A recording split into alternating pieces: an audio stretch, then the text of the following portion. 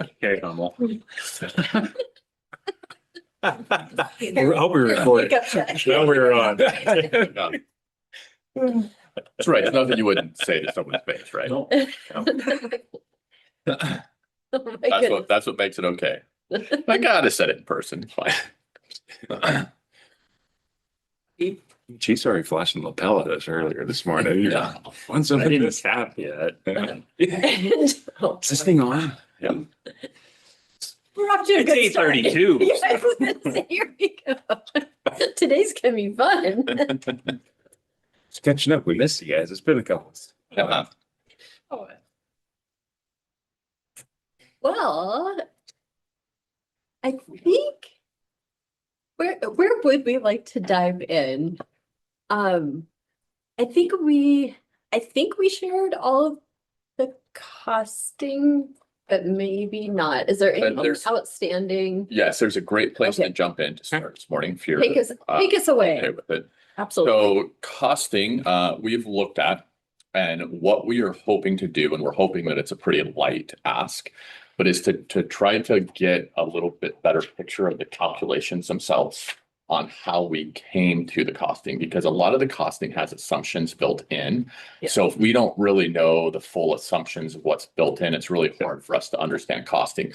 Very quickly, one of the proposals that we looked at, which was the standby pay, had a much bigger kind of price tag to it, if you will, than our expectation. Okay. And so we very quickly went, okay, back of the napkin calculations here, and How did we went, get here? I'm 30% difference in a calculation. So it would be really helpful, I think, for us to kind of go over that costing. I think one thing that'd be really important is for us to look at a calculation, and go, yes, I agree with these assumptions. It's kind of a negotiating group here. Yep. Then once we're at that point, now that allows us the opportunity to take a costing that we've kind of all agreed this is close, right? And we've talked about they're never going to be perfect, but this is close. We can then go back and adjust and make kind of package proposal presentations Sure. based on a costing that we've all kind of agreed this is the best methodology that we can use. Great.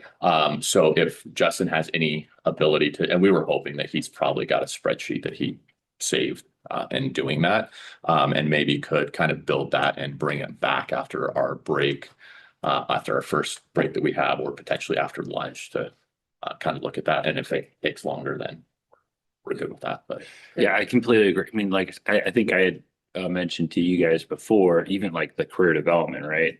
Mhm. I had to take a guess at every single person of where they would fall Mhm. for those costings. Mhm. And then we built in progressions Mhm. that are Right. Yes. they're projections. Yeah. I can't tell you how quick it's going to be. Some people are going to be like 3 months. Some people are going to be 3 years. Yep. So we just had to pick a number and move with it. We think they're reasonable, Mhm. but they are at least the basis for, Yeah. the starting point. So I think, Yeah. I think we can walk through those depending upon which Yeah. ones or how, or Absolutely. Are there other ones beyond the standby that you'd like to? It's almost all of them. I mean, Oh. there's some of them that were Okay. very easy that don't have a lot of assumptions kind of built in. Mhm. The longevity pay one that we had, I don't know that there's any assumptions, but we wanted to kind of understand a little more about the calculation. Like, was it did you just take it for 1 year and go, okay, based on a year, we think it's $50,000. Did you average it out over 10 years and then come up with an average? Sure. And again, it's not saying that the costing is inaccurate by any means, but there are factors of that costing Yeah. that if we understand, we can go, okay, that's great. Now we can have a conversation that goes, this number is based off of these assumptions. So let's just work with those assumptions and understand what they are. Sure. And it helps us to explain what we're asking for, why we think it's relevant. So yes, I think just a further costing conversation, and we can come up with a list Okay. to maybe save. Yeah, I was gonna say, I bet, we were just Teams chatting with Justin, said, are you available? I don't know that we need until after lunch. Like, I think we could do that this morning. If you all, Just bring them in. yeah, just bring them in and start chunking through those if you would like, or if you have a specific list or specific questions and we need to give it a few more minutes, like fine with that. But yeah, if you, okay, Let's- so, oh, go ahead. Do you need a, I was just gonna offer a suggestion that what we do is, I'd like to kind of just, as we're doing this, be able to move forward into some other priorities for the day, hopefully. And then what we could do is, as we're talking about some of these other things, start just working through costing and what we would like, and then be able to kind of send that over to you in like an hour. Cam, do you think sure. you'd be able to kind of work through and just put a list together of the costing priorities as we're talking? Okay, we could do that. Okay, great. And Justin is available, so Cool. when we're ready to tap him in, we can bring him back, and I'm sure we could get Carissa back if we needed to, so yes, All right. absolutely. Okay. We did a bit of well, actually we have we have a little organizer to share with you, a little cheat sheet if it would be helpful. We came today prepared to do some really kind of work down the list of proposals, introduce counters, provide responses. Mhm. So we're certainly ready for that.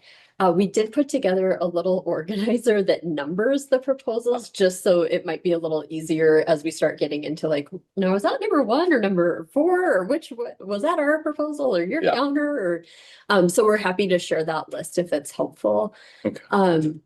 So that we are ready for that today, if that's Yes. where we want to go. I think that would be perfect. If you could share the organizer with us, I just dumped it out there, awesome. just in the base folder 6.3.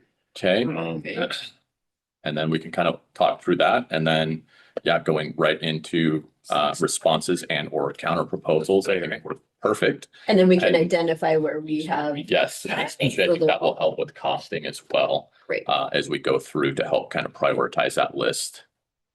And then I would bet by our first caucus, we have a list and we can send it over to Justin and Carissa and see if they want to come back in or if they can just share some of that with us.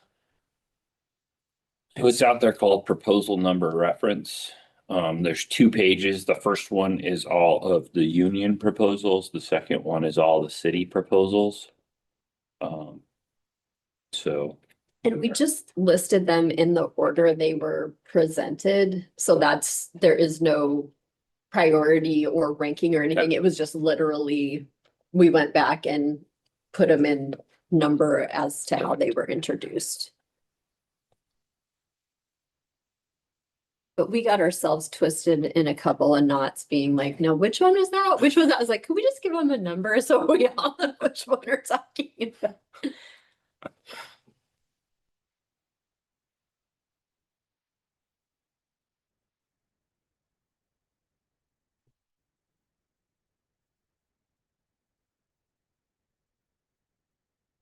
I guess it's worth mentioning the green highlighted ones on the second page on the city day are the ones that I think we TA'd. So that's the color coding there in the sheet. Yes. Green is TA'd. Internet dropped. Yeah, 1 second. Internet dropped, so my Trello dropped.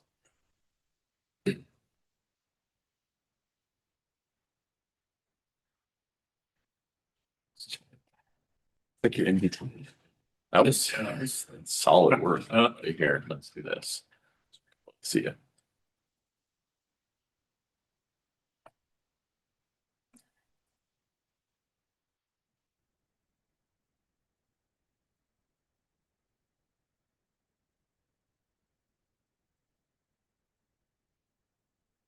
Okay, so we have CLA reference topics. Is it gonna make sense to do like a 1.1 version to continue with the numbering system? Is that kind of how you designed it? Or is it we're scrapping this number and then, So I think we leave the numbers the same, so we can always say union proposal 1, Mhm. right? And then, yeah, if we want to do a 1.1, or like what we did last time was we just put a date that it was introduced. So like the counters that we have ready to go today, at the end of all those, I just put today's date, not like when they were prepared, but in essence, when we would potentially introduce them. So if we don't introduce some counters today, I'll change it to tomorrow, and then, so I kind of went with a date, but Okay. I'm good with I think the date's whatever. Yes, That's what we did last time. Yeah. We had all the dates, and it was, perfect. at least we knew chronologically where they were. Yeah. All right. That looks great. I hope that doesn't blow up your Trello. We tried I think to, that's what tried- blew up my Trello because Oh, no. it just happened as soon as we this we tried to open PDF that. triggered the Trello and What then the happened? internet dropped it. Still have it. Still.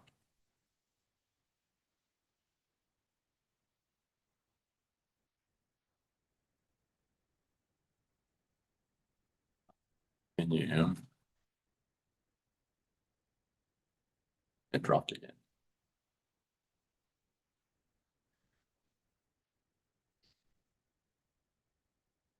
I'll keep working through my IT issue if we want to start working into any introduced counters or just responses from proposals.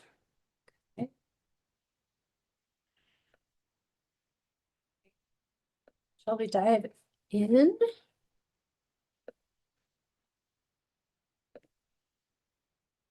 Okay, so we are going to hand off between us kind of as we work through them based on who has the most pertinent information. I get the joy of starting off with the first couple, so me first, and then we'll kind of hand it around. So proposal number 1, which was the deferred compensation, that's the Social Security replacement. We have a counter proposal to introduce, but I want to start with intent and Mhm. how we got here. And you may not love this counter proposal, and we fully expect that we'll keep going on this one. So we conferred with folks who know a lot more than the 3 of us at the table about various new IRS letters, things that have been introduced. And we are still struggling to see a way to move the Social Security replacement into Aviva. And so we are fully on board with resolving this. Like, we want to get this resolved in a way that is clear for our members, that doesn't put them in any risk of going over on contributions, that makes it easier for us to administer. So we're fully on board with getting this nailed. But we're struggling with the how to get it into Aviva. Okay. We're also, I think we've talked about it a couple of times, we will be launching into in just a few months a new software technology that does our back end HR and financials. And right now, all of this is highly, highly manual. And until we've got that new system selected and we understand how it's going to work, we don't want to pin ourselves into something that then becomes another manual process. Mhm. And so we are more than happy if we introduce this counter, you don't love where it is, we're very happy to talk about this again and not have to wait for another negotiation. Like, if we want to talk about this in 2 years when we're mid-contract, Mhm. but we've got our new ERP in place, like, I want to express that we're very open to a couple of different ways to Okay. solve this. We would actually like to withdraw the current proposal that we had put out there and present our own counter to ourselves. And what this actually does is removes the requirement for the members' 1% match. Mhm. Because that's where it seems like the bugaboo is, if they contribute more and then it triggers an overage. So we have another idea. Okay. Romeo, would you mind? Where do we want to put that? Do we want to call that a city counter or a union or a city proposal? How about a city proposal? Perfect. You just withdraw or drop your other proposal. I like it. It is in city proposal 623. City proposal 623. Okay, everyone click there together.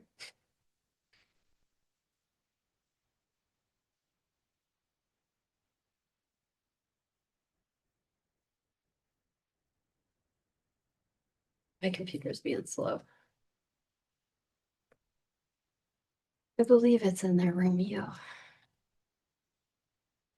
Okay, here we go.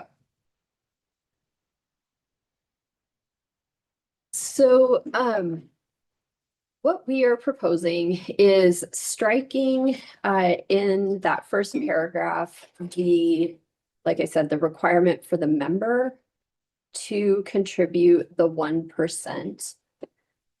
And then at the end of the last paragraph, does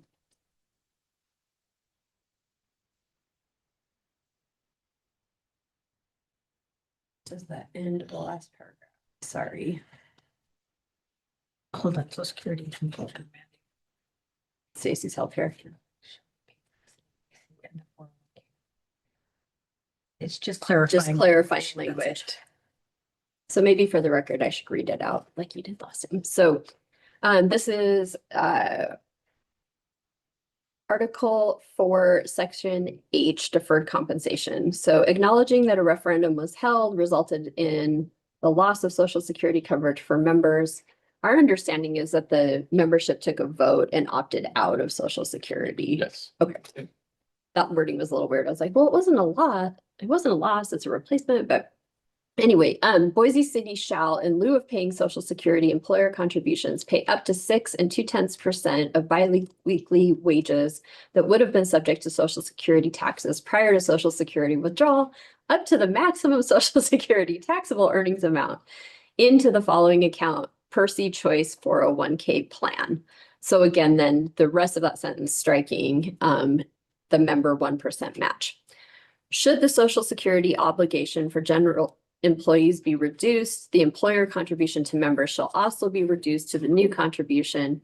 In the event that the union members become part of a mandatory inclusion in Social Security in the future, the mandated employer Social Security contribution then in effect shall be paid by the Boise City, and the 401k employer contribution shall cease. So that last bit is just clarifying language that should Social Security come back into effect, we would go back to that versus this this alternate. So a bit of cleanup language, a bit of simplification, and very open to your feedback. I would say the key portion from the change from where we were last time, right? We're just removing this is an administrative component. It's just a simpler way to do what we were going to do before. The amounts are the same. It was just from an HR perspective, having to potentially monitor and make those transactions in the last month of the year or 2 weeks of the year. It would have prevented both grievances. Yeah. If this. Yeah, this certainly would have prevented the grievances, right? Because it's just saying we're just going to pay you, we're going to take the 1% off. So it's more of an administrative component than anything else. The other one works too. It's just more work on HR payroll's part. Yeah.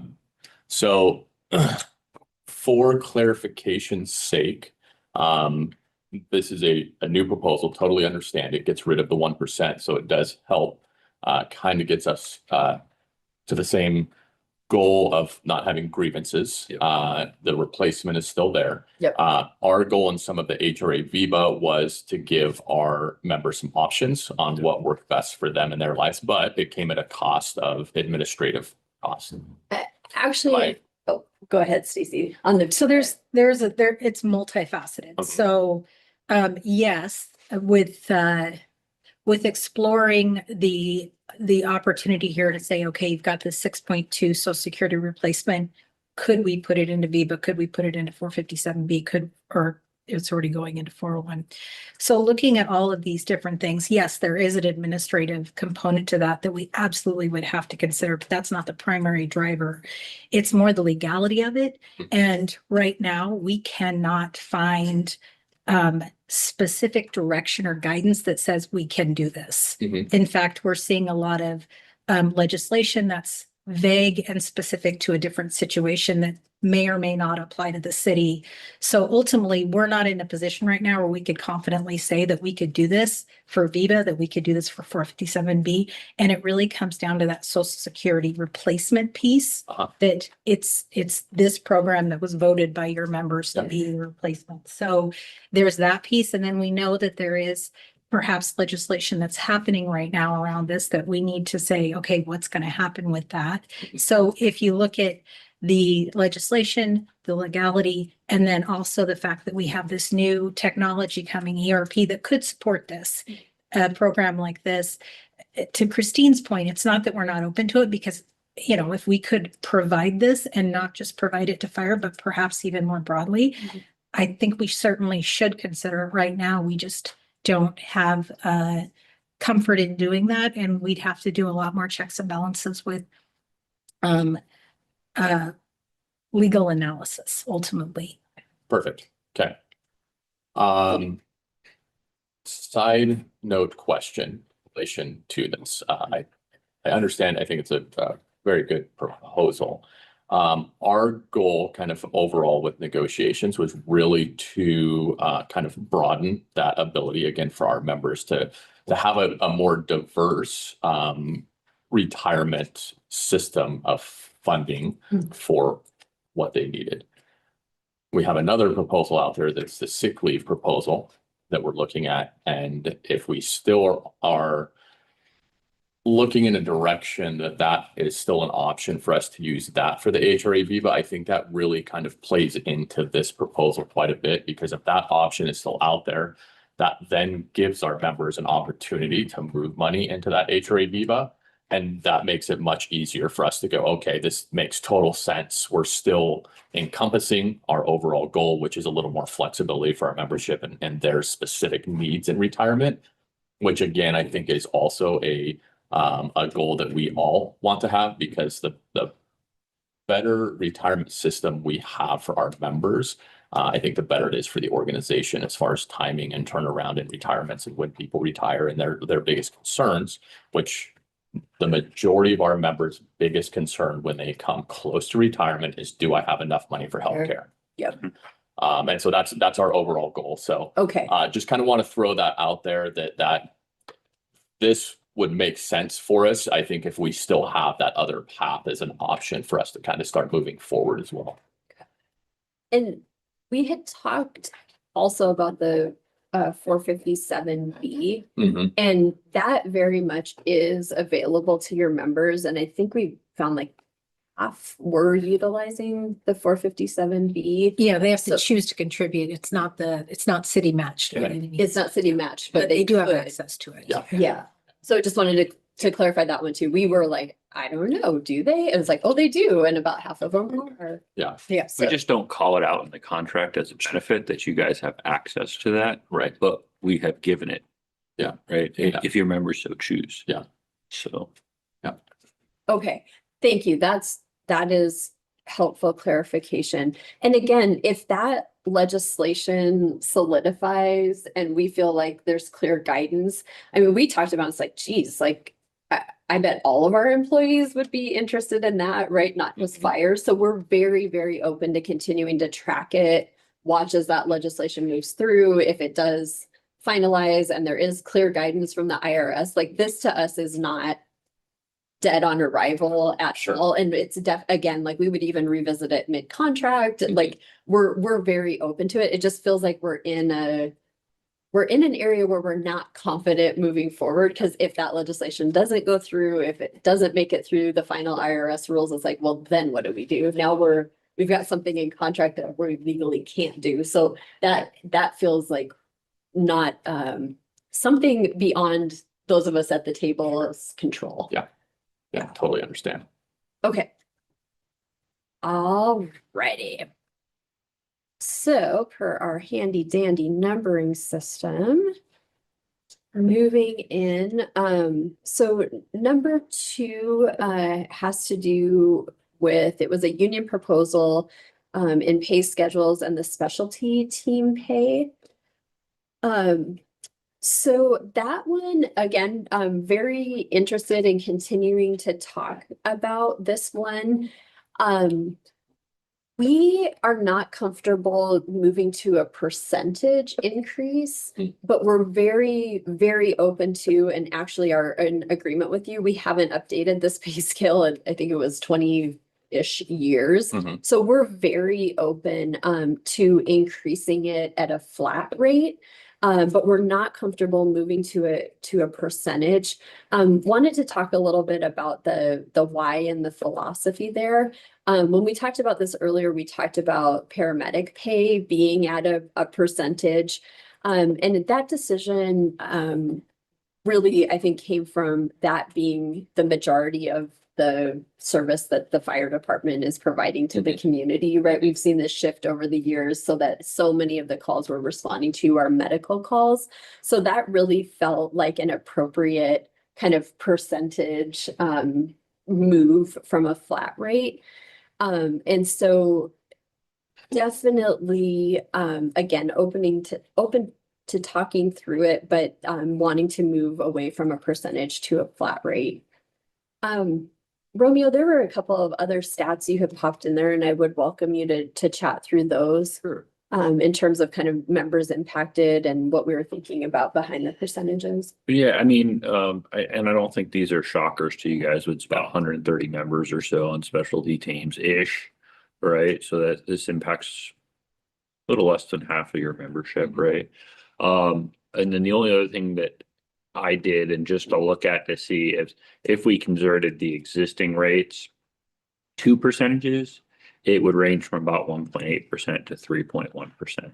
That's assuming we didn't take the members that are on 2 teams, because if we take the members that are on 2 teams, the percentages go up to, it still stays 1.8 at the bottom, but I think it goes to like 6.5 or something like that at the top end.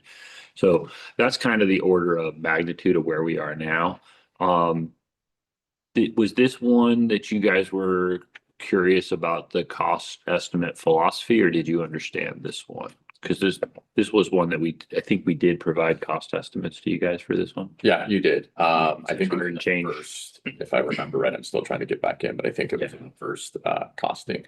And I don't think there was a issue with any of the costing. We knew it was really going to be based on the number of members, that we just didn't have a full scope picture of what that looked like. But I think the costing was theoretically just, this is the flat rate, this is the new rate, and this is the difference between those two.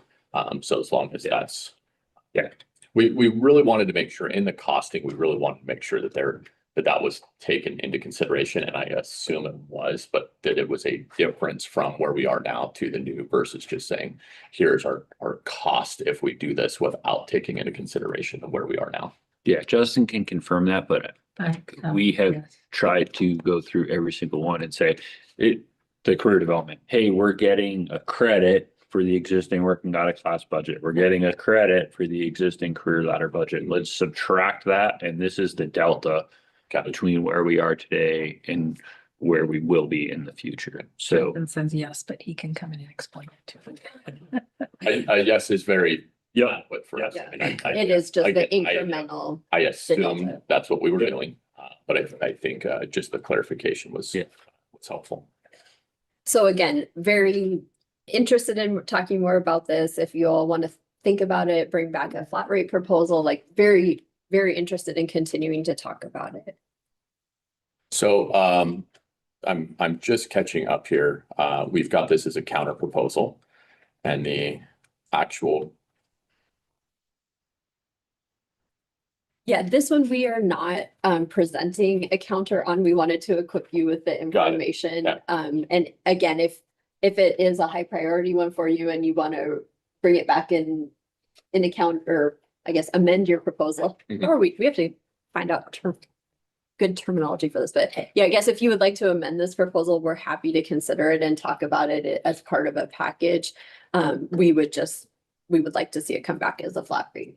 Okay, so there's no proposal of this is the flat rate we are proposing from No, the city, just we would like it to be a flat rate proposal. Yeah. Okay. yeah, and again, I think as we start to get into packaging, right, it's like, Sure. how much would we want to put here? Because as it currently sits, as Romeo said, it's about 130 members that would benefit from this. And it's north of a 1% base Yeah. for the whole. Yeah. For the whole membership. So we were like, ooh, that feels. Maybe that's where you want to head with it, and that's Yeah. great, and maybe not. So That's why we tried to provide the numbers there so that you guys have a feel for how many members it's impacting, and then we can talk through where you want. Yeah. Can you clarify, Chief? I wasn't tracking. You said in the 1.8. So what I did was I took the existing flat rate, Okay. right? Looked at that against their base rates and said, what would the percentage be? So That's depending upon if you're a firefighter or senior firefighter or whatever, I follow. so if you translated the existing flat rates, the low end of that is about 1.8%. Okay. If you had a base rate percentage, like if we did a paramedic pay kind of concept, right? And it varies between 1.8 and 3.1. Okay. And that was that using the battalion chief as a? I took all ranks and just Yeah. basically took the special team members and said, here's what they're getting per biweekly pay period. Here's their base rate per biweekly pay period. And this is the percentage it would equate to. Okay. Because on mine, the battalion chief's the only one I got that's sub 2. But that's what I was like, oh, I got a 1.8 as well. But so I was just curious if it's that chief's as well. Yeah. Okay. Thank you. Yeah. And like I said, that's just flavor. Like I said, that the 610 is really, Justin really ran that on the back end with the Lawson system to figure out the costs and look at, hey, we're transitioning this to this. when I was starting to look at this, I just wanted to ditch bank it to say, where are we at now? If we just said, let's convert the existing pay rates to percentages, Yeah. that's the range we're in is, 1.8 to 3.1, assuming we take 2 teams off the table. I do think that's still a future discussion that if we're increasing flat rates, do we need to do something with the 2 teams? So it's not a done deal today, but that may be something as we go forward. If we double the flat rates or whatever, pick it. I don't know. I shouldn't even say double. Just change it. How about that? How would do we need to address the 2 teams? I know we don't have a lot. We've been limiting that. We continue to attrition people out through retirements and things, or people choosing to drop one of their teams. We're down to like 7. I have to look. It seems to change every day now, but right. But it is continuing to trend down. I don't even know if it's 7. So.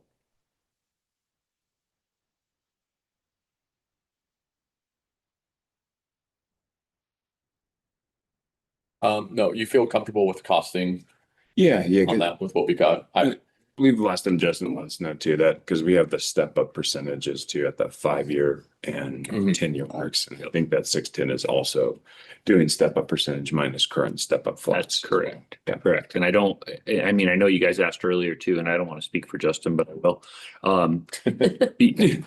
The 610 will continue to increase, right? Because now it's a base rate percentage. So as you trend it out over 2, 3, 4, 5 years, Yeah. it's going to continue to increase now as the base rates increase. So Yeah. the amount is and then you're adding longevity too. So you've got 2 drivers to continue to increase percentages over time. True. So And that's all that compounding is where it gets real expensive. Yeah. And so hence the flat Ironically- rate. Yeah, ironically, that's our goal because Sure. we're in a position, right, that we've gone, ooh, if we would have done this directly the first time and set it as a percentage, Yeah. we don't have to go back every year. Yeah. And negotiate it again and talk, because the problem is when we get into negotiations, we get overrun with proposals and and now we have to go back and fix things. So at some point they were done and that was the right thing. But knowing kind of where we're at and where you're at, we'll make some adjustments and kind of see what what our best scenario is moving forward. And if that, again, truly is the priority, Mhm. right? Like this, I think we still have so many things on the Yeah. table that we're trying to figure out, like, where does the priority Yeah. sit, right? It's Yeah. like, Sure. I mean, if that really is where your priority is, it's like, Yeah. okay, like, It's a 20 years, every year rises in priority, right? And so that's, but yes, we appreciate where we're at and understand your perspective. I'm sure you understand our perspective. So Totally. that's just gonna come down to, I think, as we get closer to the end, just going, hey, where are our priorities? where are we? Yeah. Okay. All right. Number 3 is back to deployments and that hazmat state response. Yeah. And I believe Romeo has a counter on this. Two. Dropping it out. Should be out there in city counter proposals.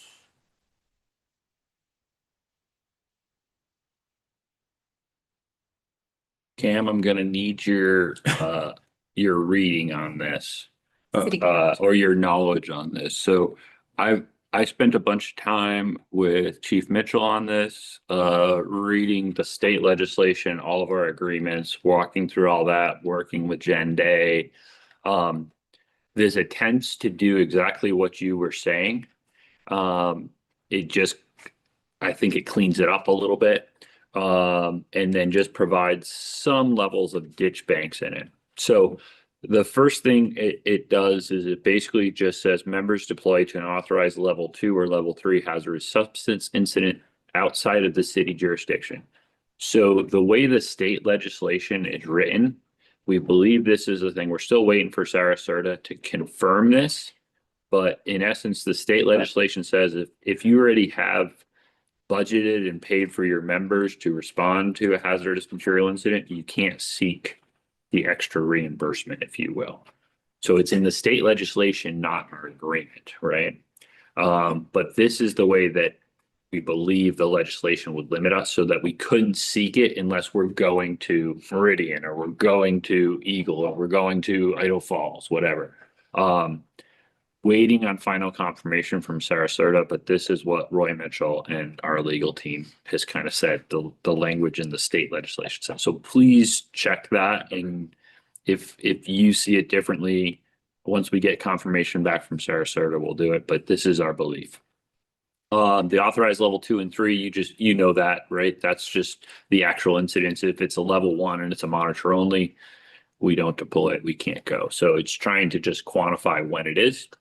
The next portion kind of covers the other thing that's pretty important with this one is the portal to portal component. So our members, when they deploy, they get portal to portal, if you will, or it's not called portal to portal in the agreement, but it says from the time they leave the station to the time they come back and demob, they're on that clock. So this just attempts to quantify that a little bit so everybody's clear. It's travel time, it's staging time, it's operational time.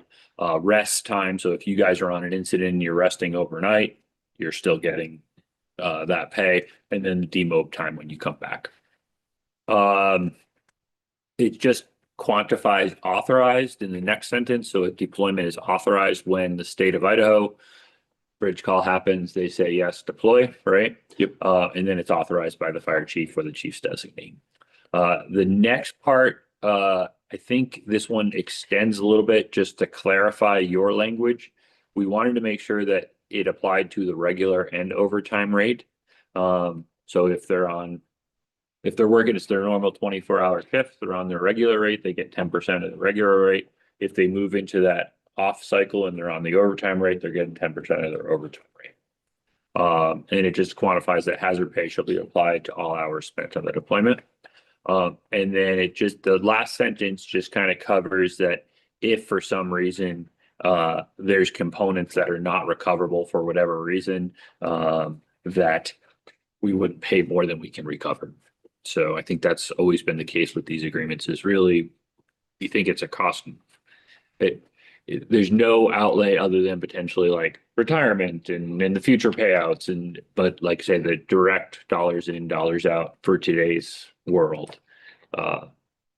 So it really tries to do exactly what you guys did.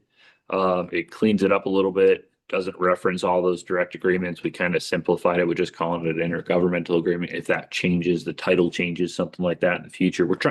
I'm trying to make this as future proof as possible so that when Jason and I retire, that the people can understand it and it still covers us in the future. So. Only question I have here is related to its line 4, theoretically, deployment is authorized when approved by the state of Idaho and expressly authorized by the fire chief or chief's designee. Yep. So is that basically just trying to say we are only deploying when the chief is okay with deploying to those incidents? I think yes. I mean, I don't think it's anything different than we do today, right? There's a bridge call that happens. The state says, yes, we approve you. The battalion chief says, yes, I'm sending these resources. That would check that box. Yeah. That was kind of and it always gets a little weird when it has the chief's name and then it says and or designee versus saying like battalion chief, which is kind of theoretically our system, right? It's the battalion chief is the one that's on duty. That's going, yes, I understand the resource calling usually BAT3 battalion chief and saying, hey, we're making sure that you're available. Is there a way that we could put battalion chief in there to clarify? I know it says chief's designee, but that gets into a less clear position for me.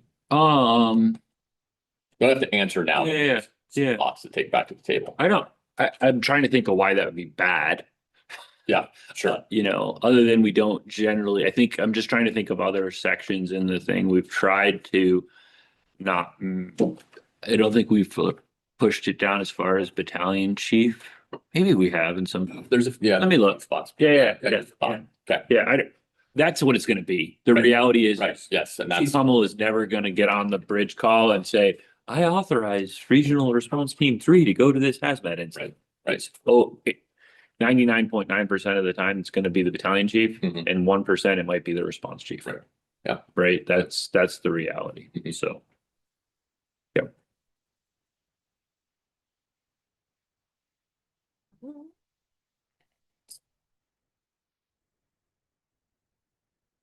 More deployment, are we good on that one? Great. Okay. Yeah. Let's move it. But please keep me honest, right? I mean, we tried to take all your intent, pull in the state legislation, pull in the stuff, to the best of our belief of what it says. And that seems accurate because we could cost recover on a level 1, but it's when we get ordered by the state, they say, hey, this agency is requesting you, New Meadows requesting you for the propane flaring. And they're like, okay, we're rolling. And those are the ones where we're under a cost recoverable incident. So we're bringing back the packet on there. So I think, and it's got the codes, as long as it does that, where we're still putting in like, look, we don't want this to be, if something changed in the state regulation, we don't want this to be a standing agreement where it's now cities on the hook. We want that to live with Idaho code. That's what we were trying to do. Was mash it up. Yeah, I tried. It's not perfect, probably. That was the intent. Deployments. I think we're now into the. Oh, sorry. I'm just jumping forward. Yeah, I'm just going on to the next. Well, if for training purposes, number 4. Yeah, number 4 then into wildland. These two are just very symbiotic, right? The only other thing that I would mention there is I did create that as its own section. So I think you guys added it to the deployment section L. I created it as section K because I think that's just cleaner. Okay. So that's the only other part or piece that I'd mentioned there. The next one is deployments. You've worn me down. I'll just say. Is that good or bad? Yeah, it's good. No, it's good. I mean, we've had discussions around what's the right answer for deployments and how do we do it, and portal to portal, and I obviously I care very deeply about the wildland program. I want it to continue to be successful for our members to gain experience, and I want to make sure the city's made whole. And and like I say, I think it's valuable. I really do. I think we've come a long way. It's one of our biggest risks in the city. And I just want to make sure the program is able to continue to produce the service, not only for our local citizens, but the regional and national stage as needed.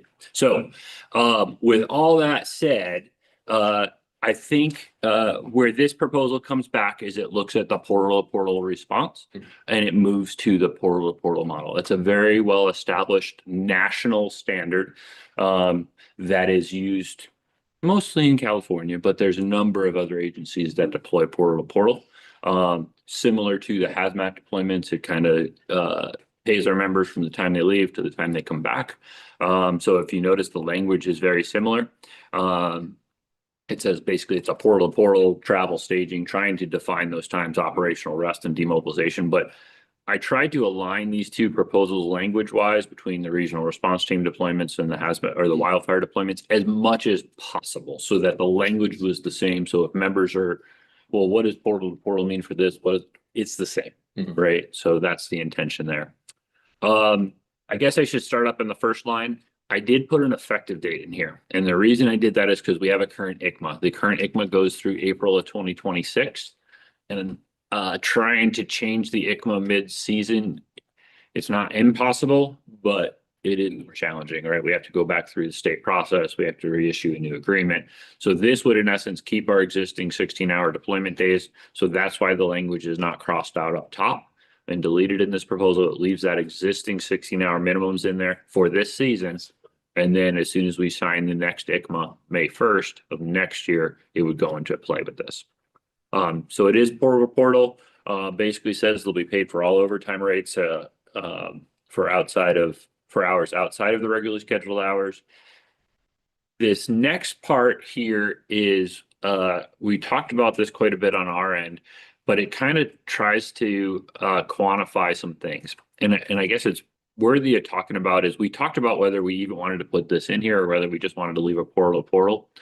Your proposal kind of showed a double time rate if portal to portal wasn't available. The problem with there's a couple challenges with that. The first challenge is when we're listed portal to portal, oftentimes we'll never even see the deployment request. Dispatch is going to say they're a portal to portal resource. The resource comes in, it's a portal, it says no portal to portal or portal not permitted. They don't even route it to us. So that's the first challenge. The second challenge is with IDL. IDL has, I actually worked with IDL on this, sent them this proposal and they said, we support this proposal as written.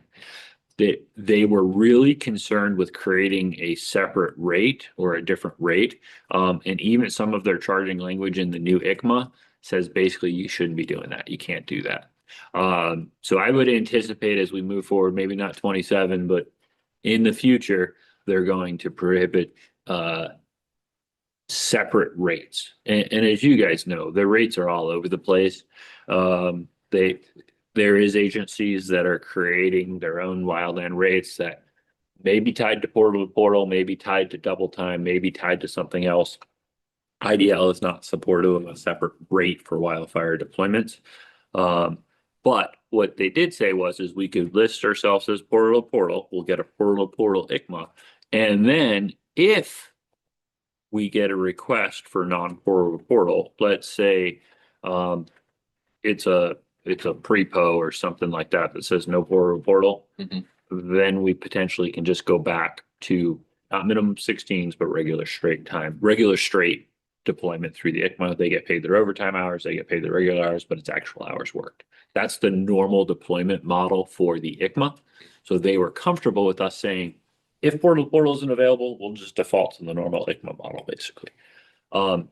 Where we do see that as a potential in the future really is one of the big things that they were trying to put through legislation this year with the state was basically removing some of the restrictions. Right now, the ICMA is only for wildfire deployments. So it has to be a wildfire. It can't be a prescribed fire. It can't be an all hazard response, things like that.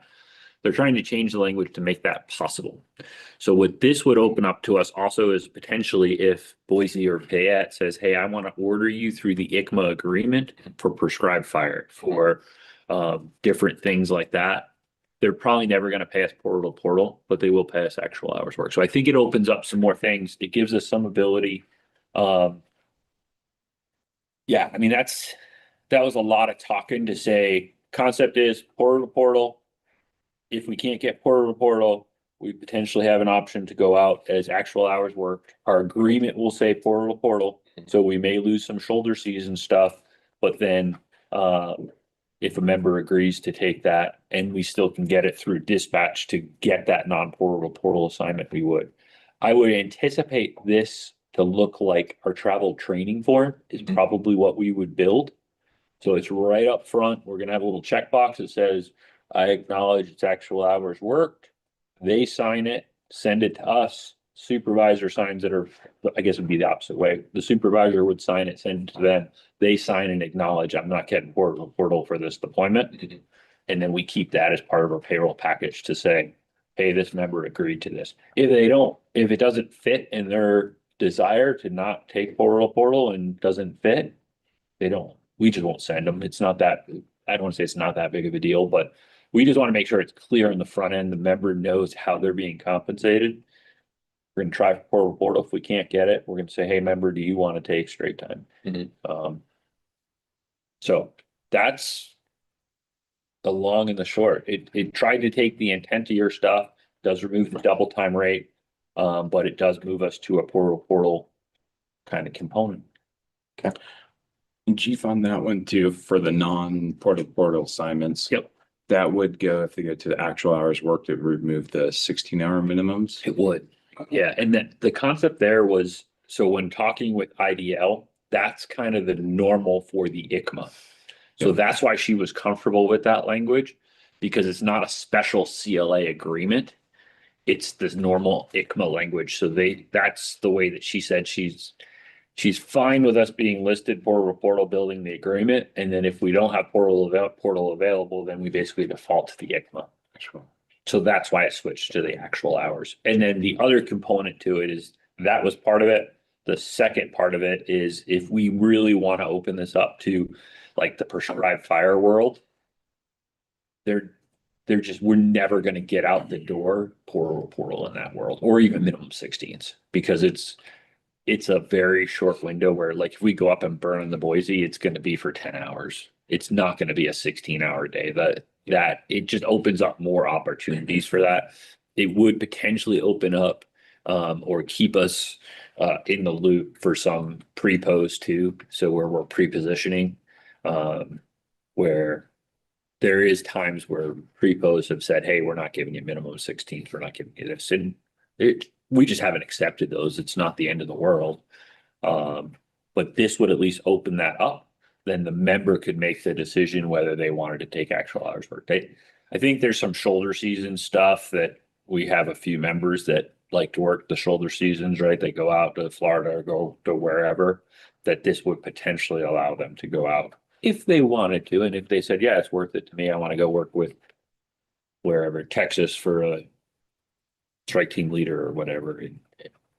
It's totally their discretion. They have to agree to it in writing. They have to accept that rate and structure. We'll try to get portal first. If we can't get that, then it's, do you want this at actual hours work? If you don't, that's totally fine.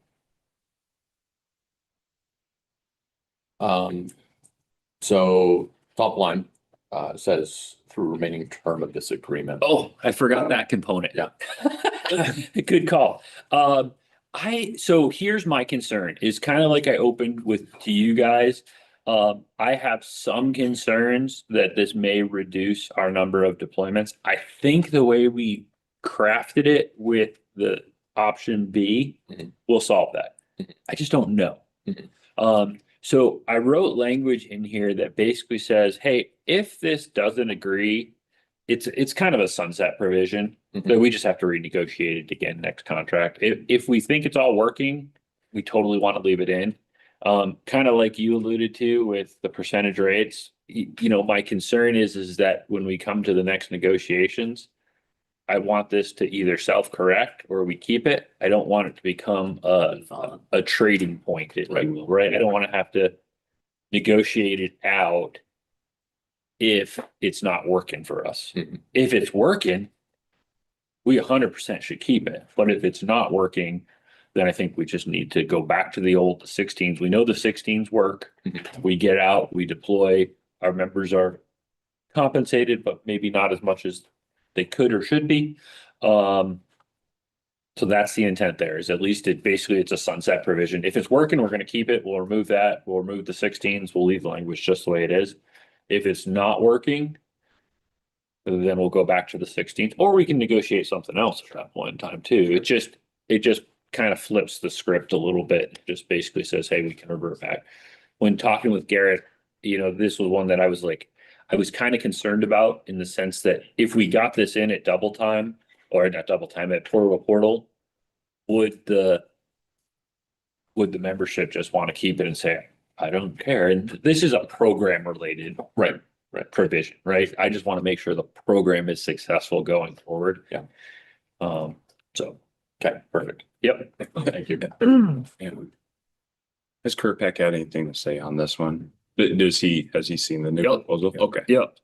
And like I say, he was pretty, I don't want to say heavily involved, but yes, I first ran through IDL, then I ran through him. We were talking about trying to put minimum 16s in that second one. And then the two factors were IDL was wiggy about it. They were uncomfortable with that because it's not the normal ICMA actual hour deployment language. And then Kirkpac was worried about it, that he would really like to get our members out. Like Boise and Payette both have talked to us about coming up and assisting them with prescribed fire activities, or like we did with BLM. Right. We had to do the BLM payment outside of this. We did it under a separate agreement. We have a grant from BLM that allows us to do stuff, and that's how we were able to pay our members' actual hours worked. It wasn't billed through the ICMA. But those opportunities exist, whether it be BLM, well, now, National Wildfire Service, right?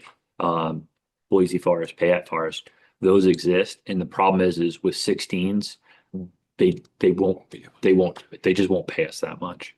Yeah. Because they're going to be working whatever 10-hour days. So Okay. that, yes, is the simple way. I could have just said yes. Kirkpac has. I like shaking that. Appreciate it. Work into it, yeah. I can't talk, so.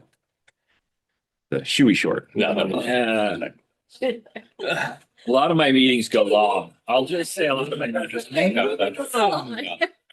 That's what Cam does with me. Cam's like, all right, Yay. next. Thank you. I'm down. Okay, call back, stand by. Stacy, I think you've got. Yeah, so this one, just for clarity, is you wanted clarification from Justin on Yes. the assumptions. So we'll put a pin in that. We'll come back to that. Okay, perfect. So just really in quick summary, we're open to this. And depending on where you prioritize this in a final package, we're open. No, we need to look at costing. We do have one small clarification that we're asking you to make. And I don't remember who presented this. I'm so sorry. I can't remember. It was probably me. You, where there was a comment around the tax exemption application of Yes, this. yeah.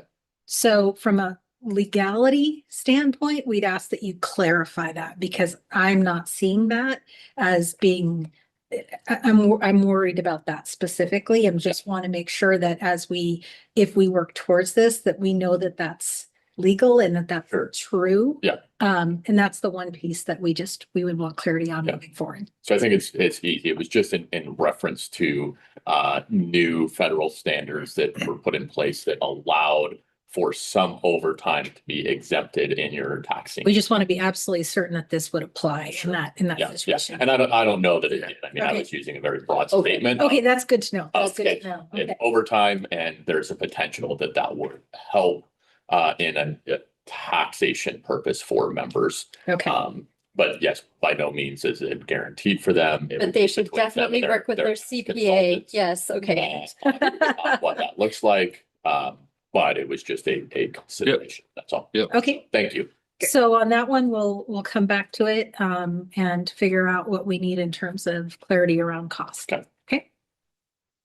See how quickly I get through mine. Did you see that? Take notes, chief. Take notes.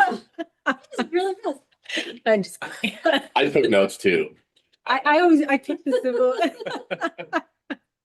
Also, in fairness to Romeo, he has some of the harder He ones. has the very complicated. Okay, all right. We love you, Romeo. You missed the conversations around deployment on the city. I'm gonna start doing, isn't this what the coaches do? So the camera can read the words that Sorry. come out of their mouth. Usually just Start like doing this. that on there's- camera. Honestly, not a FIFA red card. Okay, number 6. So this one, we each had proposals on, this is the advanced EMT.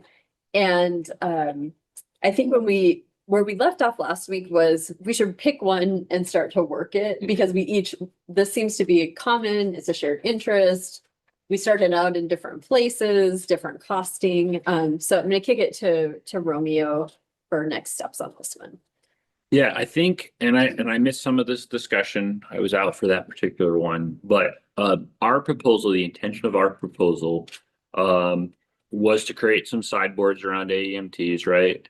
I think the one clarifying piece that I certainly wanted to add in there was we looked at all of our existing AEMTs, I-85s, and EMTPs acting as AEMTs. And that was about 70K.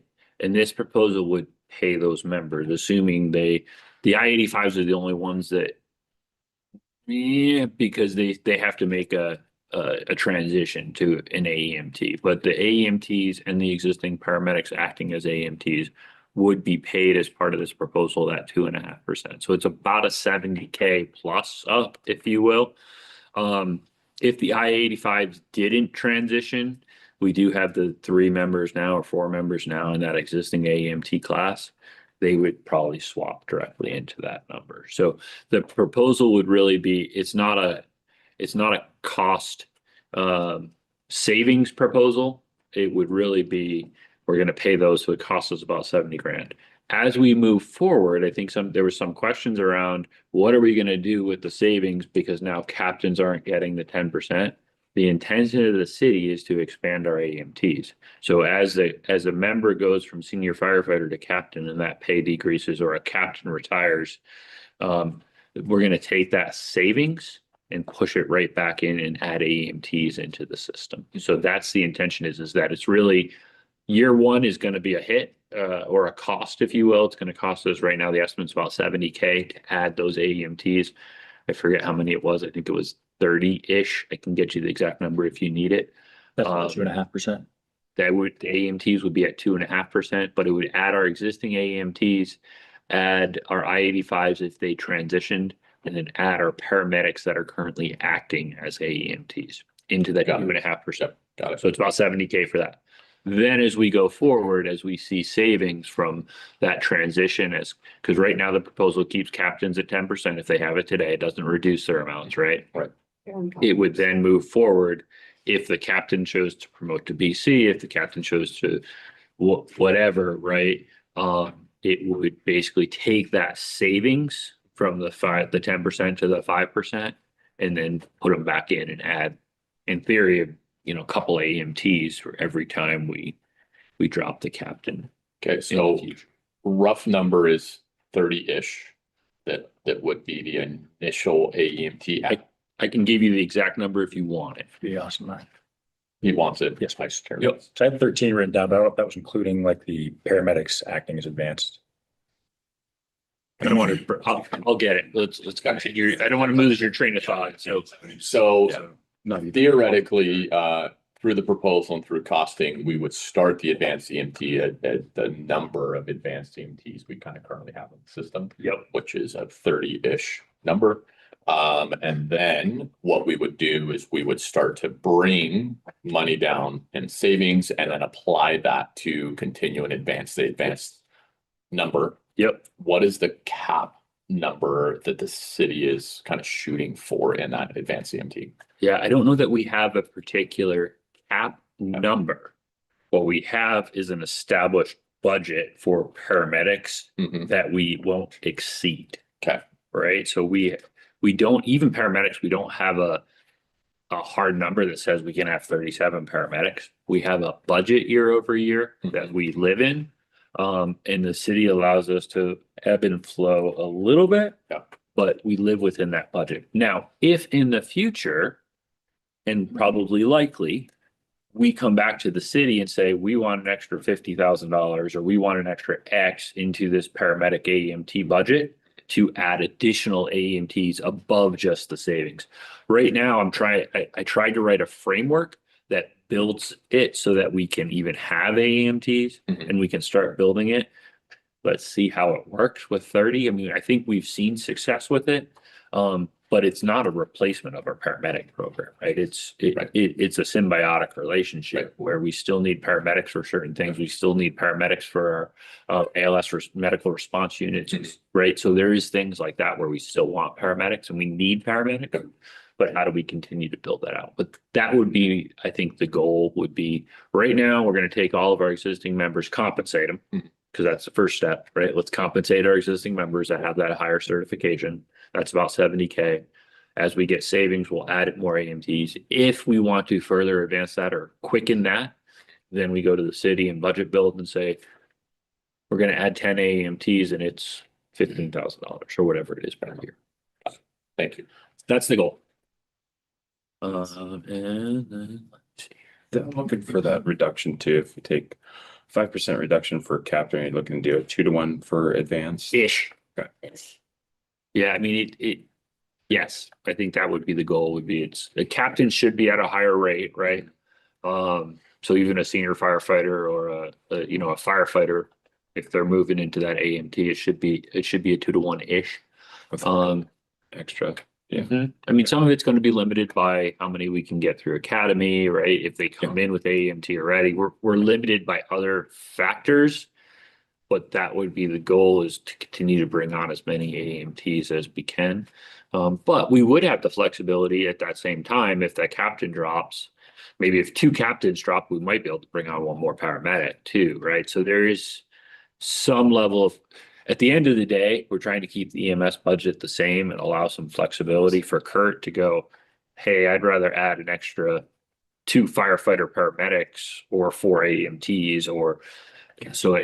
You know what I mean? So it's keeping the flexibility, but the intent is not to reduce the budgets, to keep our budget whole and then flex up and down with AMTs or paramedics as Freeman needs or the department needs, right? So that's the goal. Answered you. Justin had a, Oh, never mind. It doesn't include the I-85s. He didn't include those. No.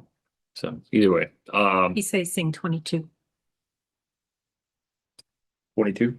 The 22. United Advanced without the I-85. That number does not include. Yep. Lowe, Rosenbaum, Seth, Olson are all I-85s. Okay. And then let's see. We have 22. It's about 30, 26. I mean, if you counted the I-85. I love our math. Yes. It's about 1%. So funny. Give or take. Give or take a little. But I'm happy to send you that list if you want it, but And this, I think the round. Yes, Yes, I- numbers are fine. we built it. This is the exact list that I got from Freeman and then I sent to Justin to build out that cost. Yeah. So for the 22, 2022 minus the I-85s, in essence, it's about that. So the I-85s would have to finish that extra module. So essentially to- my understanding is the I-85s have to go through the full AEMT curriculum now because they missed the bridge opportunity. Okay. That's my understanding. Don't quote me on that. I'm not the EMS chief, but when I talked with Freeman, that was my understanding from him was when it first came out, there was discussion. They offered a bridge class that allowed the I-85s to bridge to AMTs. At that point in time, we weren't supporting AMTs. Chief Howell was here. And the decision was made that it wasn't worth bridging them. So they stayed as I-85s. They didn't get their AMTs and in order to get it now, they basically have to go through the same new AEMT curriculum. That's my belief. Okay. So again, I think on that one, just kind of where we've been with the conversation, I think this was one where we're like, wait a minute, what's your assumption? Like, why did the costing come back so expensive on the union's proposal? This was ours saying, okay, these are the parameters we're trying to build in, with the intent again of keeping this one, I think, cost Yes, neutral-ish.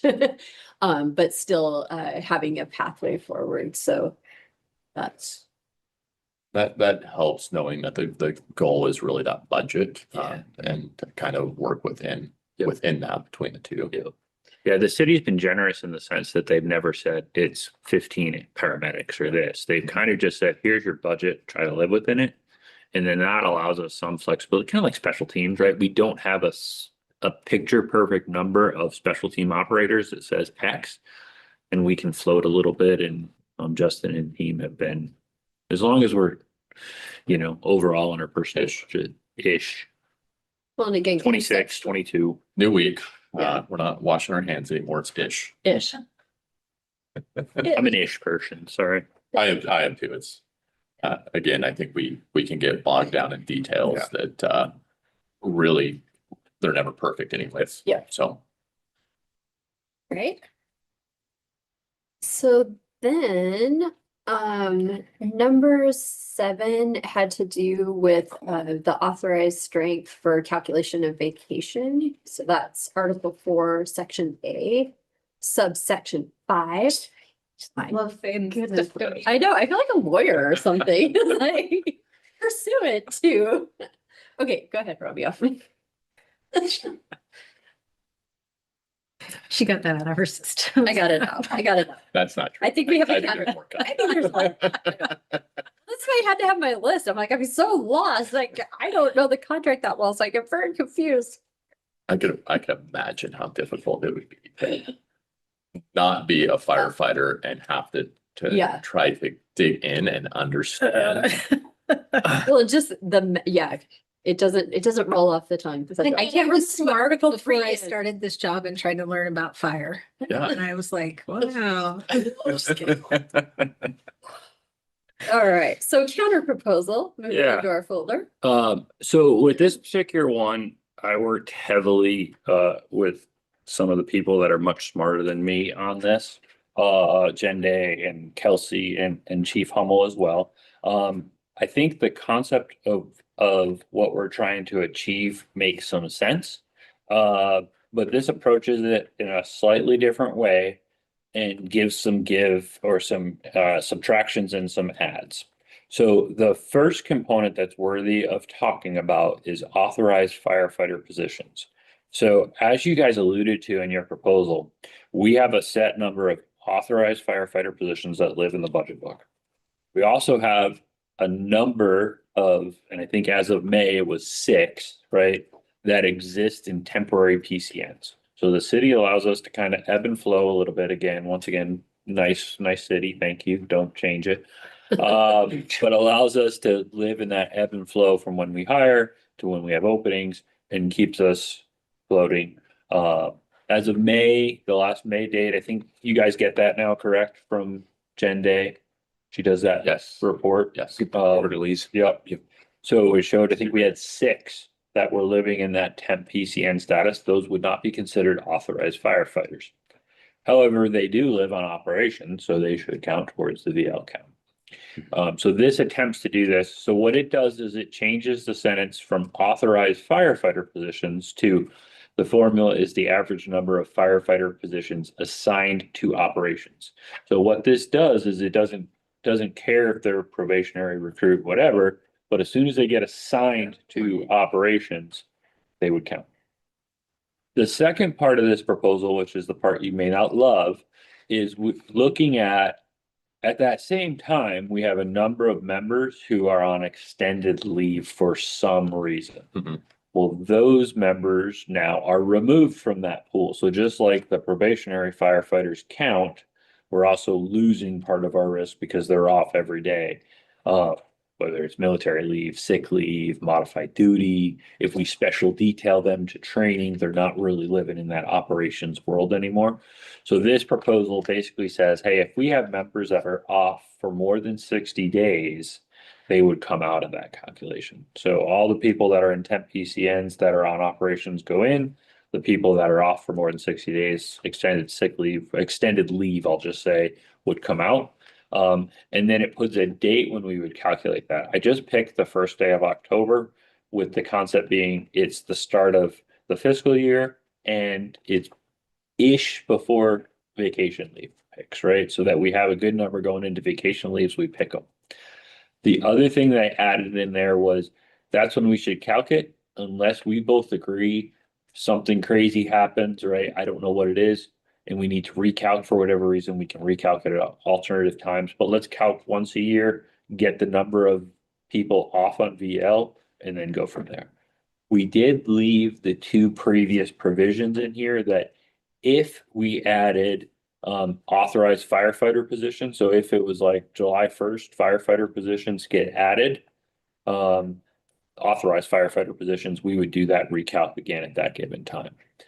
It may not always impact it because the new calc is not authorized firefighter positions, it's positions assigned to operations. But that's where we could say, hey, let's wait until after academy is done and then recalc. We could both agree to recalc it at a different time. That is that. I did update in the bottom paragraph. So just looking off that quarterly report, okay, so that May 21st report that you guys got, what it basically says is as of May 21st, there's 261 firefighter positions assigned to operations from that report divided by 3 platoons. So that would give you 87.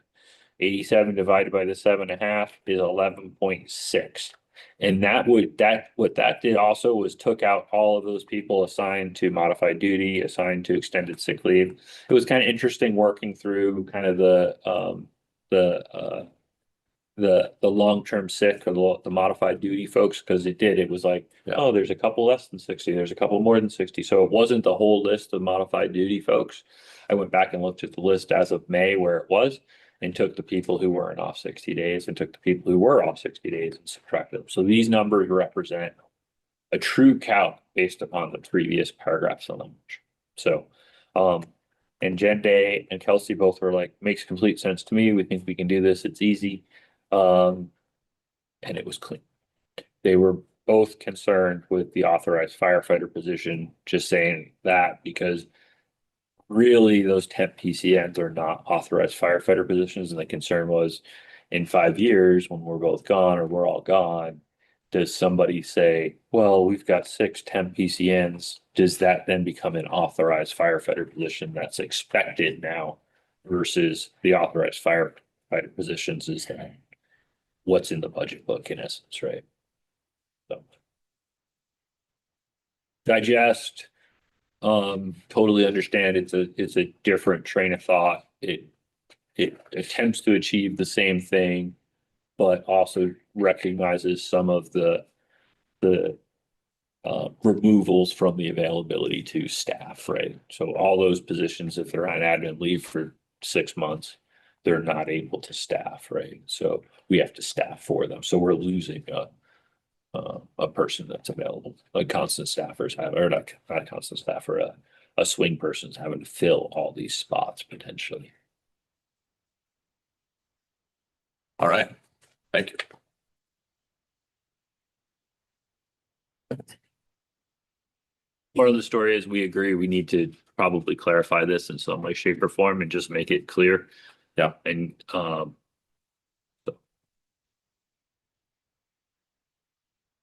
All right, number 8, still in Article 4, Section 8, vacations, but now subsections 1 and 4.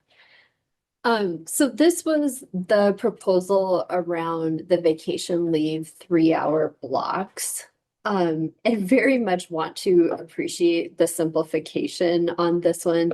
I have heard from basically everyone that those poor people out at ARF that have to do daily schedules would love nothing more than to fix this problem. However, this one, I totally appreciate and understand how you got there with the offset, from the 3 hour to the 8 hours and the additional accrued time. We don't place that high of a value on that kind of Mhm. operational simplification. Mhm. So happy to talk about it again if there's a different calculation behind it. But at that high of a cost, we're passing on that one.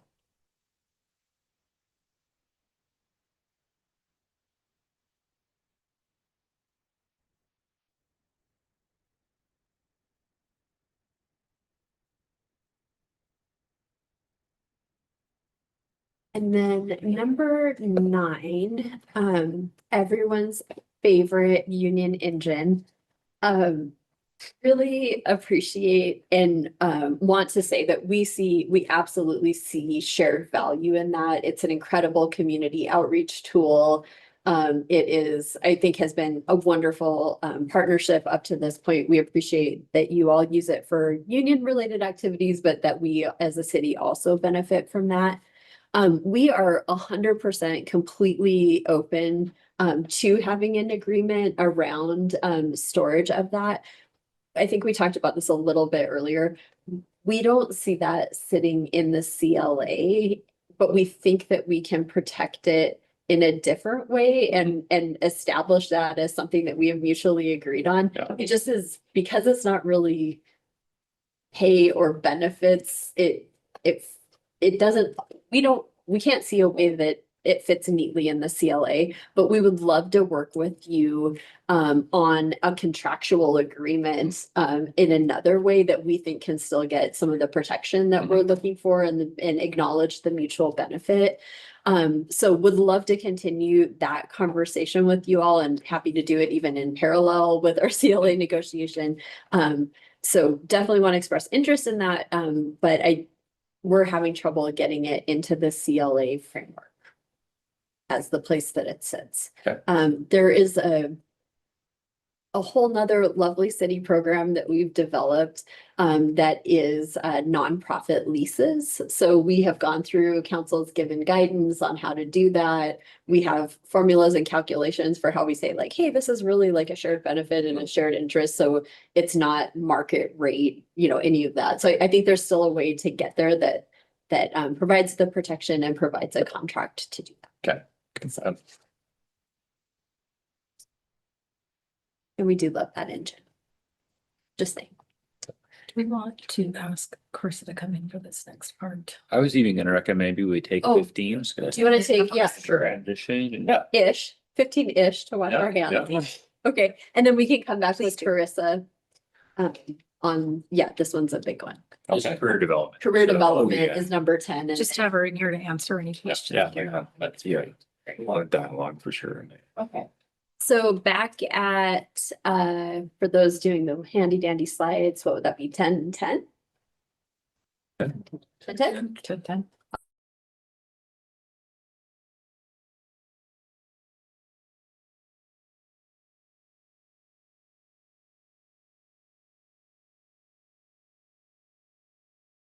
You're next on cribbage when we get I'm back. gonna try to go this way, Carissa. So that I can see you instead of having my back to you. There we go. All right. We are back this time with our friend Carissa in tow. And I believe we are on number 10, which is the career development proposal.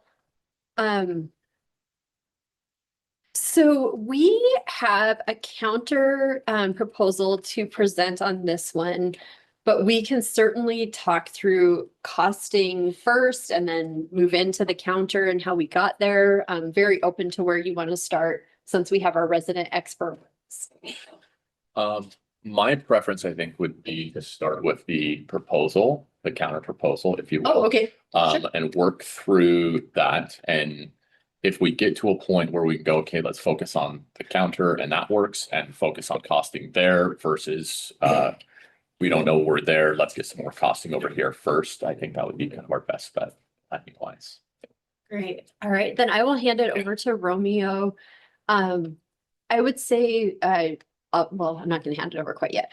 I would say, again, much like the AEMT, I think this is one that we've worked a lot on together.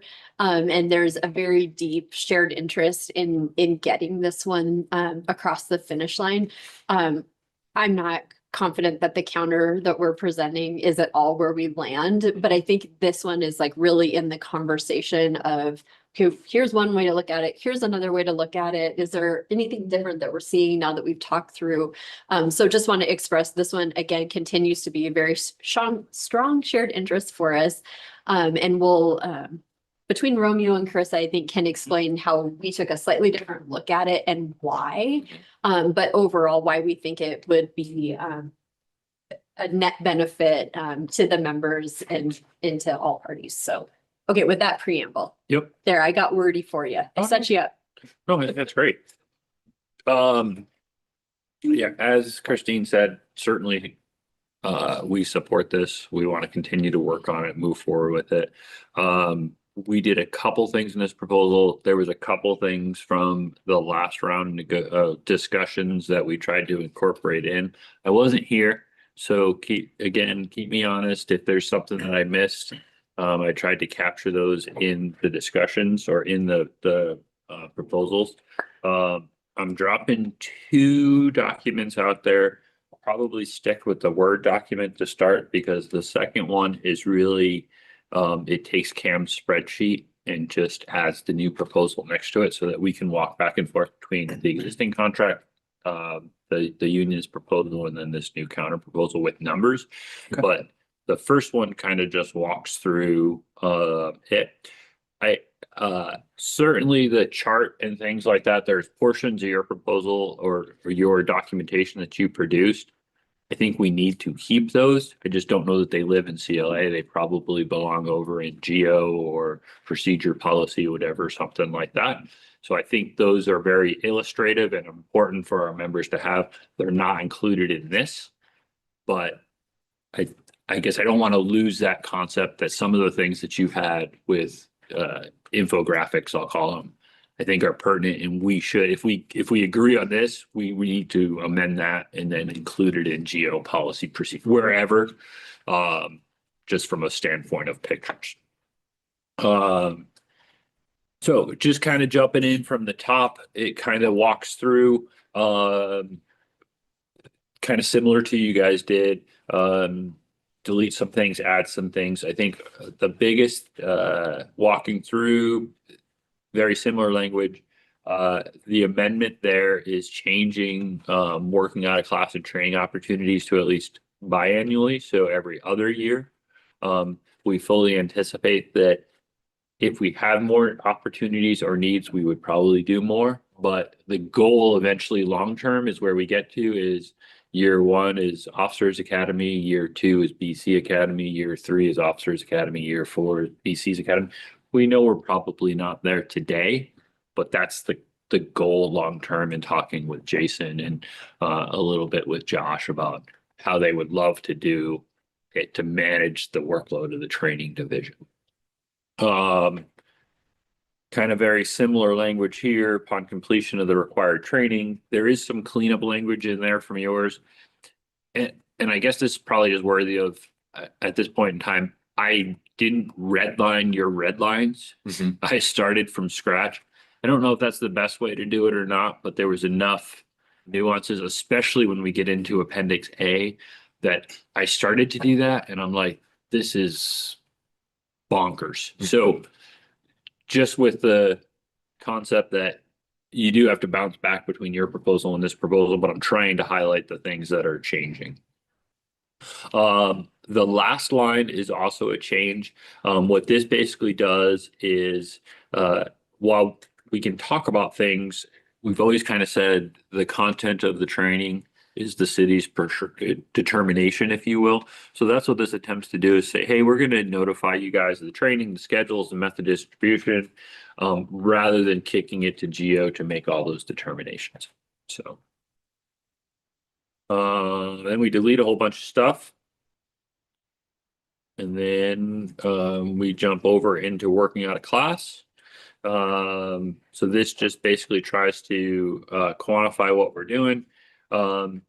This initially in your proposal had a bunch of pay components in it.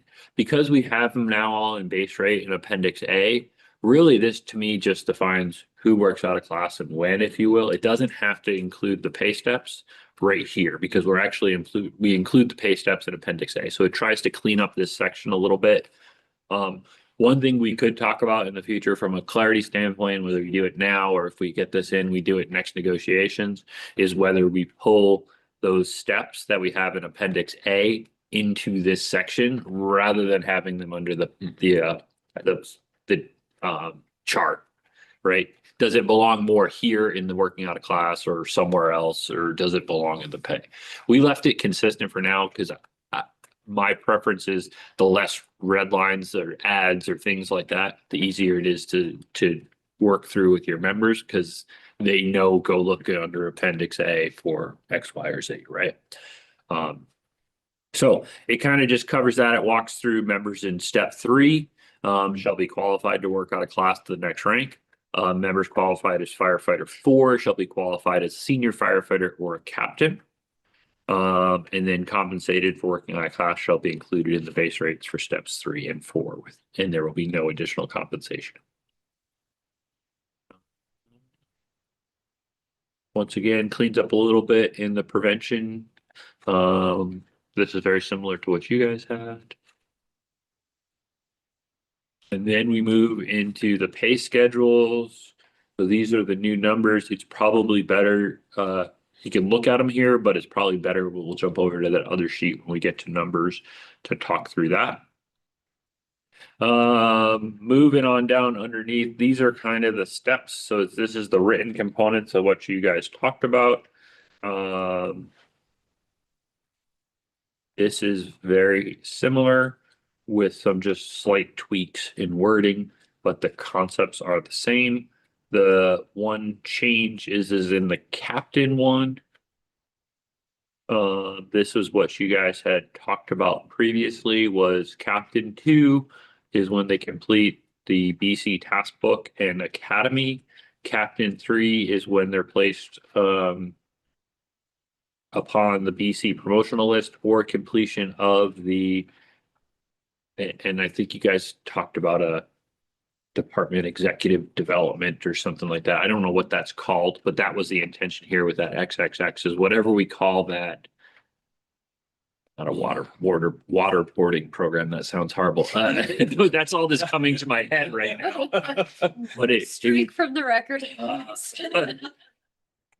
It would be the department executive training program. So either one of those two options, either they're on the promotional list, basically they're working on a class as BC, or they've gone through that curriculum, which we still need to develop. Rest of the stuff should be pretty similar. Like I said, it changes the wording a little bit to try to make it clearer in my mind. But again, please read through it and make sure I'm capturing the intent of what you guys had said. It adds in the battalion chief, the division chief's task book. Was there some discussion on that last time about an alternative for battalion chief? I wasn't here. I was trying to capture from the notes if you guys had any other input there or not. But I guess for now, that's what if we need to tweak it, we can tweak it. But I believe there was some discussion when I was going about that. So I tried to capture it from the notes, but so let's jump over now into that PDF and I'll look heavily over to Carissa for support, but I'll try to talk through it first. In this particular proposal, one of the there's a couple of key things that we tried to look at. With the proposal that was on the table, it created a bunch of compression issues, and we were really concerned that a member may say, I just want to stay firefighter 4 forever because I'm making almost as much or as more than a senior firefighter. Mhm. So we tried to create some compression. That's a very normal, or compression separation. It's a very normal situation in the HR world. And correct me if I go too far off the rails, but we normally like to see, or HR likes to see, a 5 to 15% from a compression standpoint to go from one to the next. Hmm. Okay, so we tried to build in those ranges into these existing proposals, along with looking at some of the historical or the comparable rates out there, if you will, when you start to look at market and where we are. How do we continue to stay aligned so we are still a very competitive component? Mhm. So it's probably easiest to start down the bottom and then work up. And Carissa, please jump in if I say something Yeah. dumb. But the first thing that we looked at on the bottom was adjusting that beginning firefighter. That is one area where market showed we potentially were a little low for that entry level starting component. So it increases that base firefighter position slightly to bring them more up to market terms. We then move in to firefighter class 1 where there was no change. Firefighter class 2 was where there was no change. And then in this particular case, firefighter class 3, we built in a 10% increase there to try to maintain based upon the previous structure. So that's what was maintained there. I'm trying to follow real quick. Yep. So I'm comparing kind of current CLA to the counter, Yep. and I'm comparing the last column, which is the 10-125. Yep. And 125 in the. Mhm. So firefighter class 3, I'm seeing a decrease, and you say there's an increase, but it's a decrease to a base rate. Would that be? Shouldn't. It's the 10% increase is, the previous structure had a 10% increase from firefighter 3 to firefighter 2 to firefighter 3. So instead of increasing 13% from firefighter 2 to 3, which was what was presented, it's maintaining that 10% increase that we saw in the last structure. And it's a little bit more. It's like 0.22% more. I'm seeing less. Firefighter class 3 right now, the biweekly pay is $39.41, and The new is 38. It's an increase from the current. Current CLA, I see it. So But it's a the one on the left is the proposed, okay, structure. CLA. Yeah. Current CLA, but it's also 2025. yeah, this is just looking at the 2025 numbers. So it's basically taking the existing. Yeah, I guess that. But again, that's what, I mean. Yeah, yeah, It's a decrease to Still has the decreased. current. Yeah. Salary. In the new proposal. yeah, I thought it was a 0.22% increase. So it's going from 38.26 to 38.24 or 34. So it's increasing ever so slightly. Right? So firefighter class 3 is 38.26 right now. Yeah. Right? It shouldn't be, if you're going off the current CLA and we're looking at October 1 of 2025, it shows you current. It's 39.41. Our current actual pay right now. No, 39.41 is Cam's proposal. Yeah. So look up on the top. There is current CLA. So it's not a loss. Is the top, the bottom one is actually our proposal. Top Okay. left Yeah. is current CLA. Bottom left is Cam's or your Got proposal. it. Got it. Bottom right is where we're working through the counter. Got it. That clarifies it all. Thank you. Okay, so it's not much. Yeah, no, that's. It's And I 26 understand that makes sense with the percentage. to 34, right? Yes, yeah. And the logic there and why I said, okay, it's not a loss, because you scared me there, because Yeah, to be perfectly honest, when our first run through, we had a loss. Yeah. And I'm like, we can't doesn't do work. that. We can't make it less. This is very close. Where I got to was because moving from beginning firefighter 3 has a significant bump right now. Mm.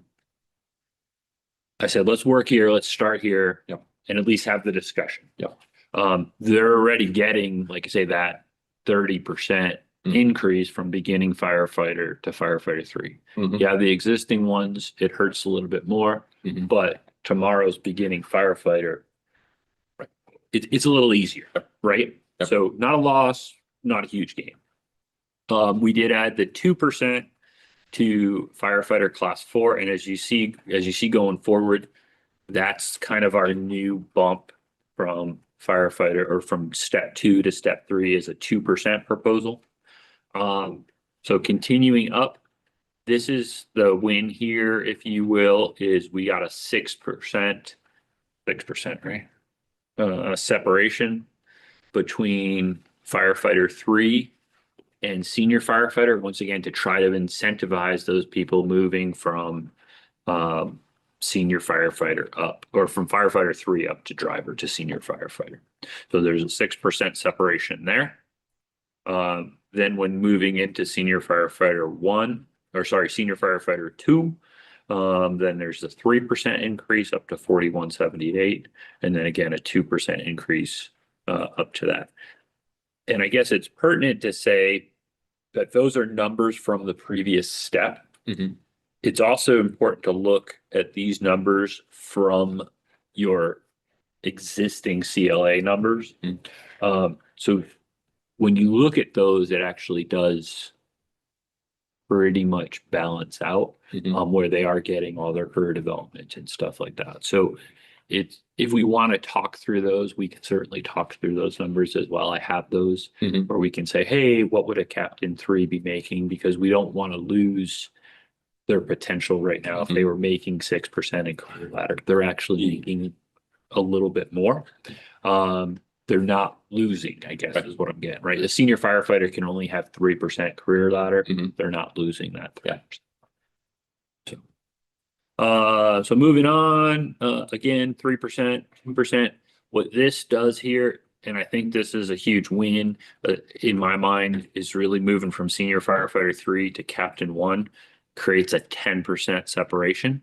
So really kind of starting to say, hey, it's when you're stepping from that driver up to a captain, there is significant requirements there, and creating that separation. And then we continue to move up. We maintain 10%, so that did increase the captain's base rate even a little bit more, or to start. So it bumped it up from what were we at, 4,500 at step 1 to 4,600 at step 1. Ish. Then we move up 3%, 2%. We create the same kind of concepts there for logistics training. Then we have a 7% separation. And we tried to maintain that 7%, or we bumped the 7%. So again, creating separation up from the 3.2 in the last proposal to 7, where the BCs are at that 5270, and then it bumps 2% when they move into the battalion chief 2.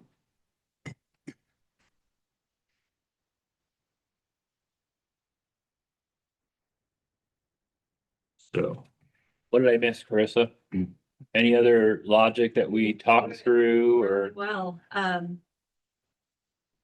really the challenge when you're looking at a structure is all of the components that you're trying to balance out, right? There's the market component, there's the incentive, so it's the change of development here. So really trying to balance all those things out. Fix one thing here and adjust this here. So I guess that's just kind of the commentary. One additional thing I would add in on the, these things are so interconnected. We do need to get into packages because like the AEMT interacts with this in an interesting way. I think some of the other rationale that we spoke to or we discussed as we were putting this together is, if we really do remove that paramedic from the captain, we're trying to kind of offset it Yeah. here with that additional step so that we were very mindful about how the AEMT paramedic captain Mhm. plays in with this. So I think that was some of our rationale with a bigger jump there in the career development is to offset then what might be perceived as a loss Mhm. in those others. So we did our best to really look at this holistically, and it's like, okay, if we're really interested in these two coming together, is there a way to make them complementary and really make sure that every member is seeing a benefit and a progression should they choose to take it? Mhm. So we had a lot of debate on that on our end as we were putting it together, like, oh yeah, but how does this fit in with that? So trying to keep our members whole and still provide a progression. If I look through it a little bit, so things that seem to be still captured would be how our current system does it with step raise. If you take the step raise pass, it looks like that 3% still being maintained. So you go from That was their goal. Yeah, You yeah. only- Like I said, yes. Okay, and so that goes, and more of the one where we had the difference comes into is where we had a 4% for working out of class, that 3 rank. Excuse me, that's more of a 2% now, is what I'm seeing for to take for some plastic fire helmet wearing guys. If we were to take that, we keep that same step raise, carry that through the ranks just like you could today. And then that swing up would be more of a 2% versus a 4% if we were to go and adjust that.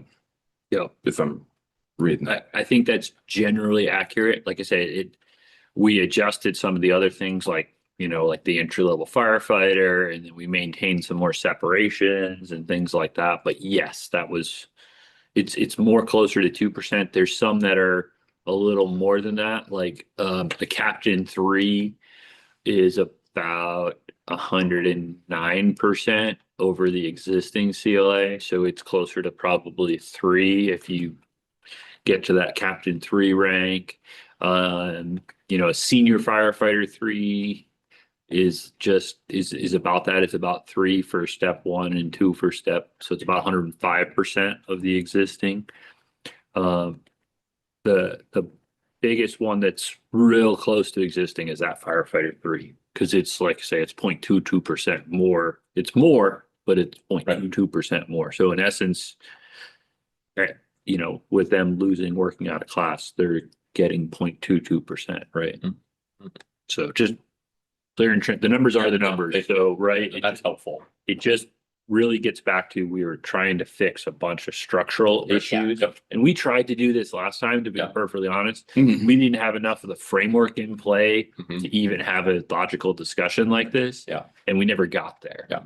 But really working with HR and looking at it is, how do we build a system that's for the future and can continue to move forward without creating any cuts, right? Right. So this does that. Yeah. And it's a little cheaper. At least our costing proposal for this, and Justin from the netherworld, if I Behind the but it's Yeah. about half of what our previous one was in year 1. It's about 250K versus the 500K that we were talking about. Additional, right? So there is additional costs for the city, even with this proposal. Yeah. Yeah. That's about $250,000. So But we think it's worth it if we can Yeah. fix Eliminate. this, Yeah. right? Like if we could really get this right, I think it's money well spent. Yeah.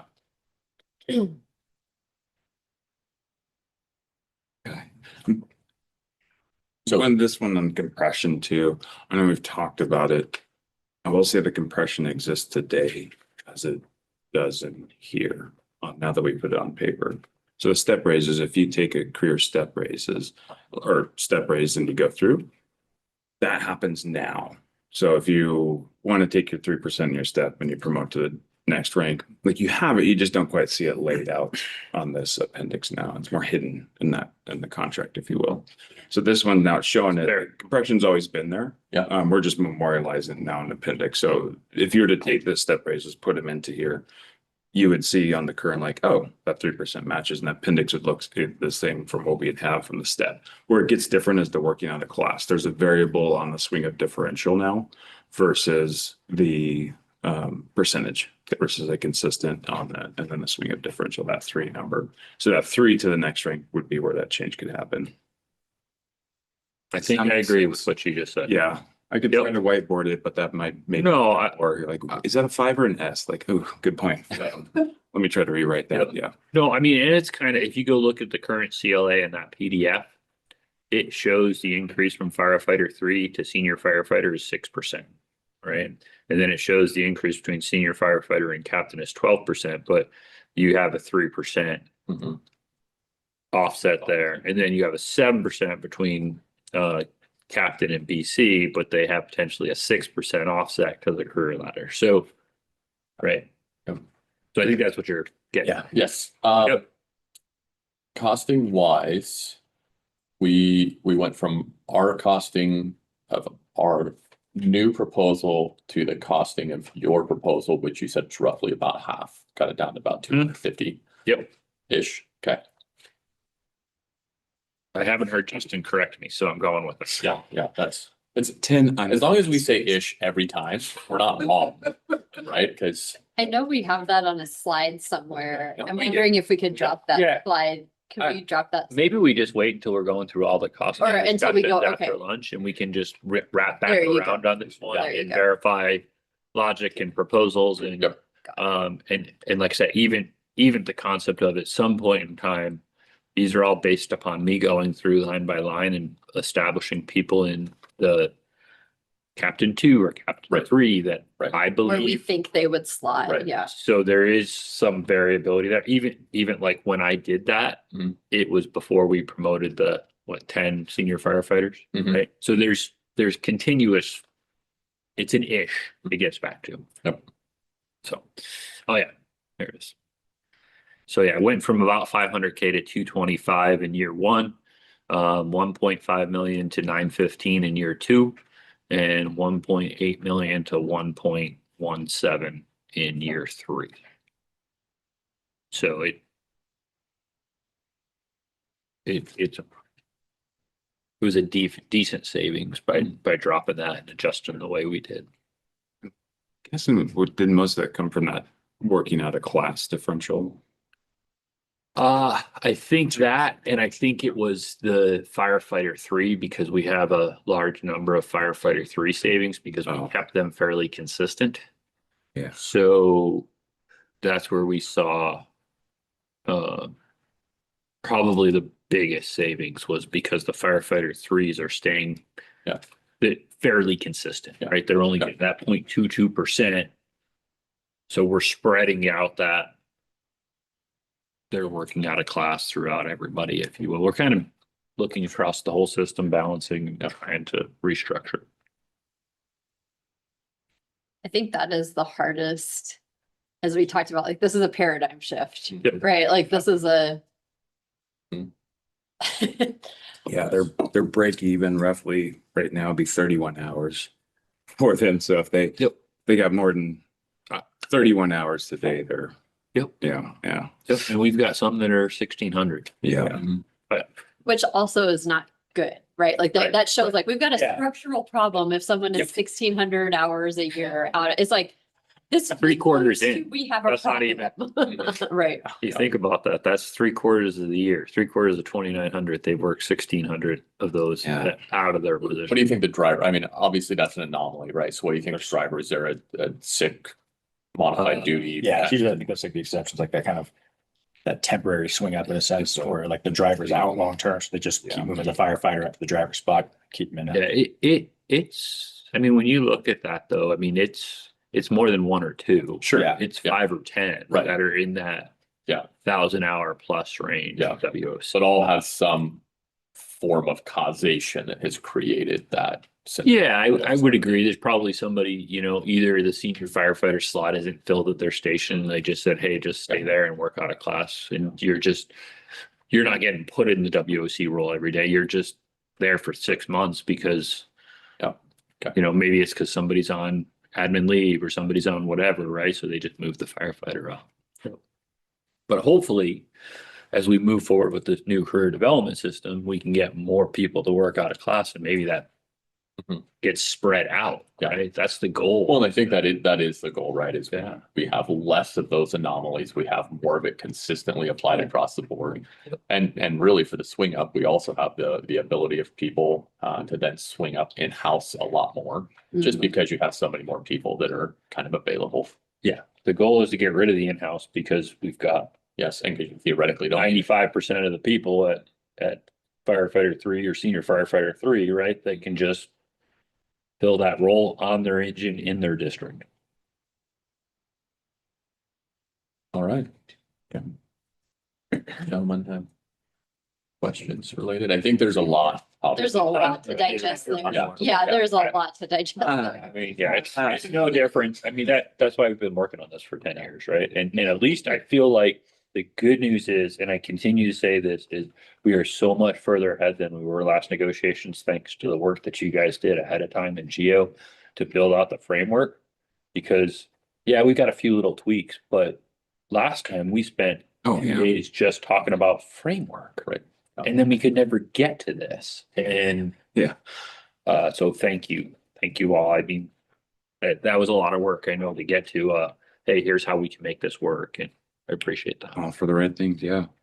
No, we're talking about breakthrough, like the amount of effort y'all put into the costing and building the counters is so appreciated. Thank you for that. No, it's a lot on your side to be packing this in too. Anything else, Carissa? Or we can also bring Carissa and Justin back. This isn't a one and Yeah. done. So if Perfect. as we move through things or into the afternoon with other Yeah. costing. Yeah, that's great. I don't have anything else. Thank you. Right, and Great thank you, job. Carissa. Nice Great work. job. Really nice work. Yeah. Yeah. Short of me having to figure out that these two had to match. Yeah. I'm like, why does it say current seal? And it's like, Yeah. oh yeah, with appendix, which was the Yeah. proposal, yeah. Yeah. Hence the numbering system, because I got so lost. I'm like, what are Thank you you, Carissa. talking about? And to be fair, I really should say thank you to her too. Because Yeah. like I said, Carissa did- Yeah, I get to just sit here and be a great leader and just Yeah. celebrate the successes of the people that I work with because she presented that and I'm like, oh, this is great. Yeah. We're like, oh, I'll take that here. Yes. And we will talk some more. okay. Number 10, that one is a big old meaty bugger, but I Yeah. think we got at least one other idea out on the table and then we can Yeah. continue to work it. Great. Okay, number 11 gets the award for most discussion and most vigorous discussion. And maybe even me going, la, la, la, la, la, we can't talk about this anymore because my brain is broken. That actually did happen yesterday. Romeo got my la, la, la, la. I can't talk about it. It happened. I'm sorry, Romeo. That was mean. Okay, so this one is the sick leave, accumulated sick leave proposal. And it is one we have been having conversation about for some time. This to me, and it is both my most beloved proposal and the most like tear my hair out proposal. So I want to start by saying I so appreciate the spirit of this proposal. Out of all of them, I feel like this is the most elegant in terms of we've identified several problems. We've identified different buckets of money. Like, is there a way that we could solve this problem by incentivizing different behavior in a way that will impose a cost? So I want to say, like, in all of the negotiation classes and other things I've ever done, like this is like should be held up as this is how you generate value and then try to figure out how to divide it. That being said, so first, I love this proposal. Second, I'm tearing my hair out over this proposal. So there are a couple of things that we are still in conversation about. So we don't actually have a counter proposal. We want to verbally respond and float a couple of ideas, just to kind of keep the conversation moving. So the proposal on the table, the tear the hair out part, there, I think, are some unintended consequences that leave the city with a lot of risk and liability for high payouts, and we can explain more about that later. But then depends on a behavior change to cover the cost, right? right. And this is something we've talked about. It's like, do we do a couple of year pilot so that we're like not locked into it in case we don't see the behavior change?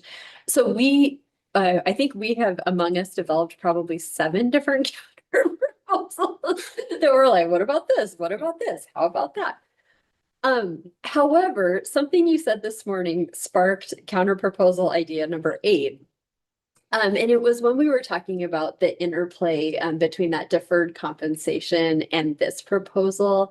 And what I heard from you is that the underlying and really the primary interest is getting our members access to be able to somehow get more money into their HRA VIBA for retirement healthcare benefits.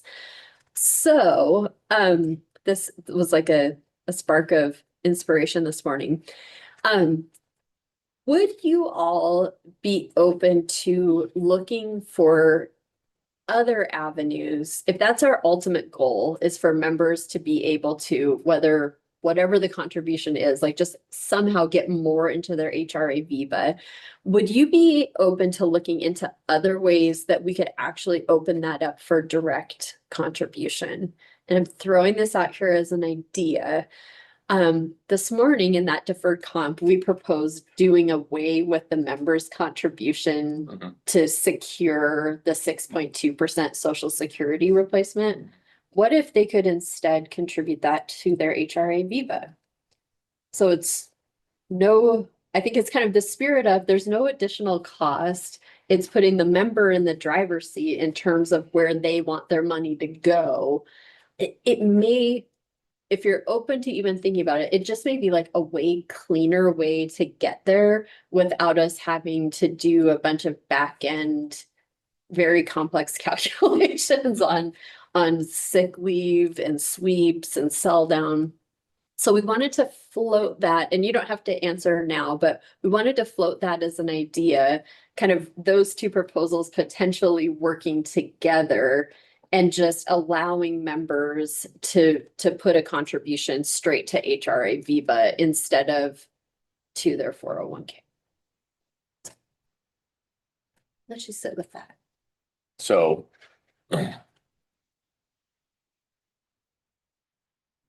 are members allowed to make individual contributions to HRA VIBA So individually? The short answer is not individually. Members are allowed to make a contribution if they all agree to equal do, proportion. Yeah. And Which it has to currently- be decided. Yeah. And it can be 1%. It can be any of it. $72. Ish. It can It be. has to be everybody. Yeah, but we do it right, really we has do it to be right now. consistent. We have 1% that we negotiated in the last contract to go. So you into could do the HRA VIBA directly. 2% or 3% or That's 4%, city but your funded, though, members. right? That's not a member funded.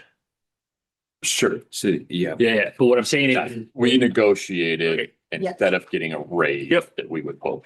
1%. 1%. So the 1% right now that is essentially members contribute 1% to the 401k as part of a 6.2% requirement.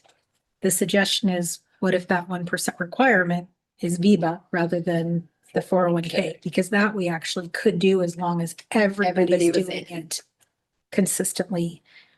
You could do more than that if you wanted to, but. So they wouldn't lose any consider- money is the goal. Yeah, They're doing it now. They're already contributing now. contributing the 1%. They All would of just you move do it is to move VIBA. it. If Keep they don't paying want their it. 401k at 6.2. Okay. I Yeah, gotcha. yeah, yeah. Yeah. And So the it's, so appetite the is there members to can still consider more increase. for your members. And it still requires them to contribute.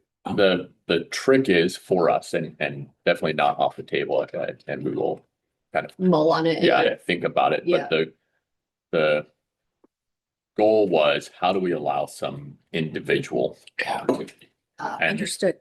Yep. That is going to be quite a bit harder given the nature of the fund itself and the That's- requirements that stand behind non-discrimination and highly compensated. I mean, it just, there's a lot of complexity to it. So this is a very simple approach that we absolutely know we can do. But certainly I'm open to other ideas if you have other ideas. So curiosity, as far as we're kind of talking about the sick leave proposal, in that sick leave proposal conversation, we have introduced, well, what about just a 1% into an HRA VIBA for the entire department? Does that mean sick leave is off the table? Or is there a counter proposal for the actual sick leave? We are still in the midst of talking about simplification because ultimately where we've gotten to with the current proposal and perhaps even a counter one that the chiefs have been looking at is the complexity of administering it. And it goes back to, and I know I keep saying this and I sound like a broken record, but we're about to go through this hopefully revolutionary process by which the city's capabilities are going to increase dramatically in terms of what we can and cannot do to support these more complex programs that we put in place. But right now, looking at either proposal administratively, and I asked the team to consider what would it take, what would it look like, what would the hours, and the first pass came back at 600 hours of manual administration to do either one or either proposal. So the answer is that no, in terms of principle and concept, it's can we administer this right now? And the answer is probably not till we have the technology to stand behind it to configure to say we can do this and we do it confidently. That being said, we have been, to Christine's point, talking about, well, what's a version of this we can do until we get to that point where we can increase the ability for people to contribute to the VIBA. We just haven't landed on anything quite yet. So we're still open to it. We're still discussing. We've had to shut it down because it's become all consuming in our meetings. But we're still talking about it. They're really I'm going to use very Christine layperson terms. Inherent in the HRA VIBA, I'm just going to call it as a fairness factor. And that's like built into the rules of HRA VIBA is there's something, and Stacy can use more specific terms, but they're like highly compensated individuals. And like this person can't have more ability to contribute than that person. So there's like some base, I'm just going to call it fairness just for simplification, where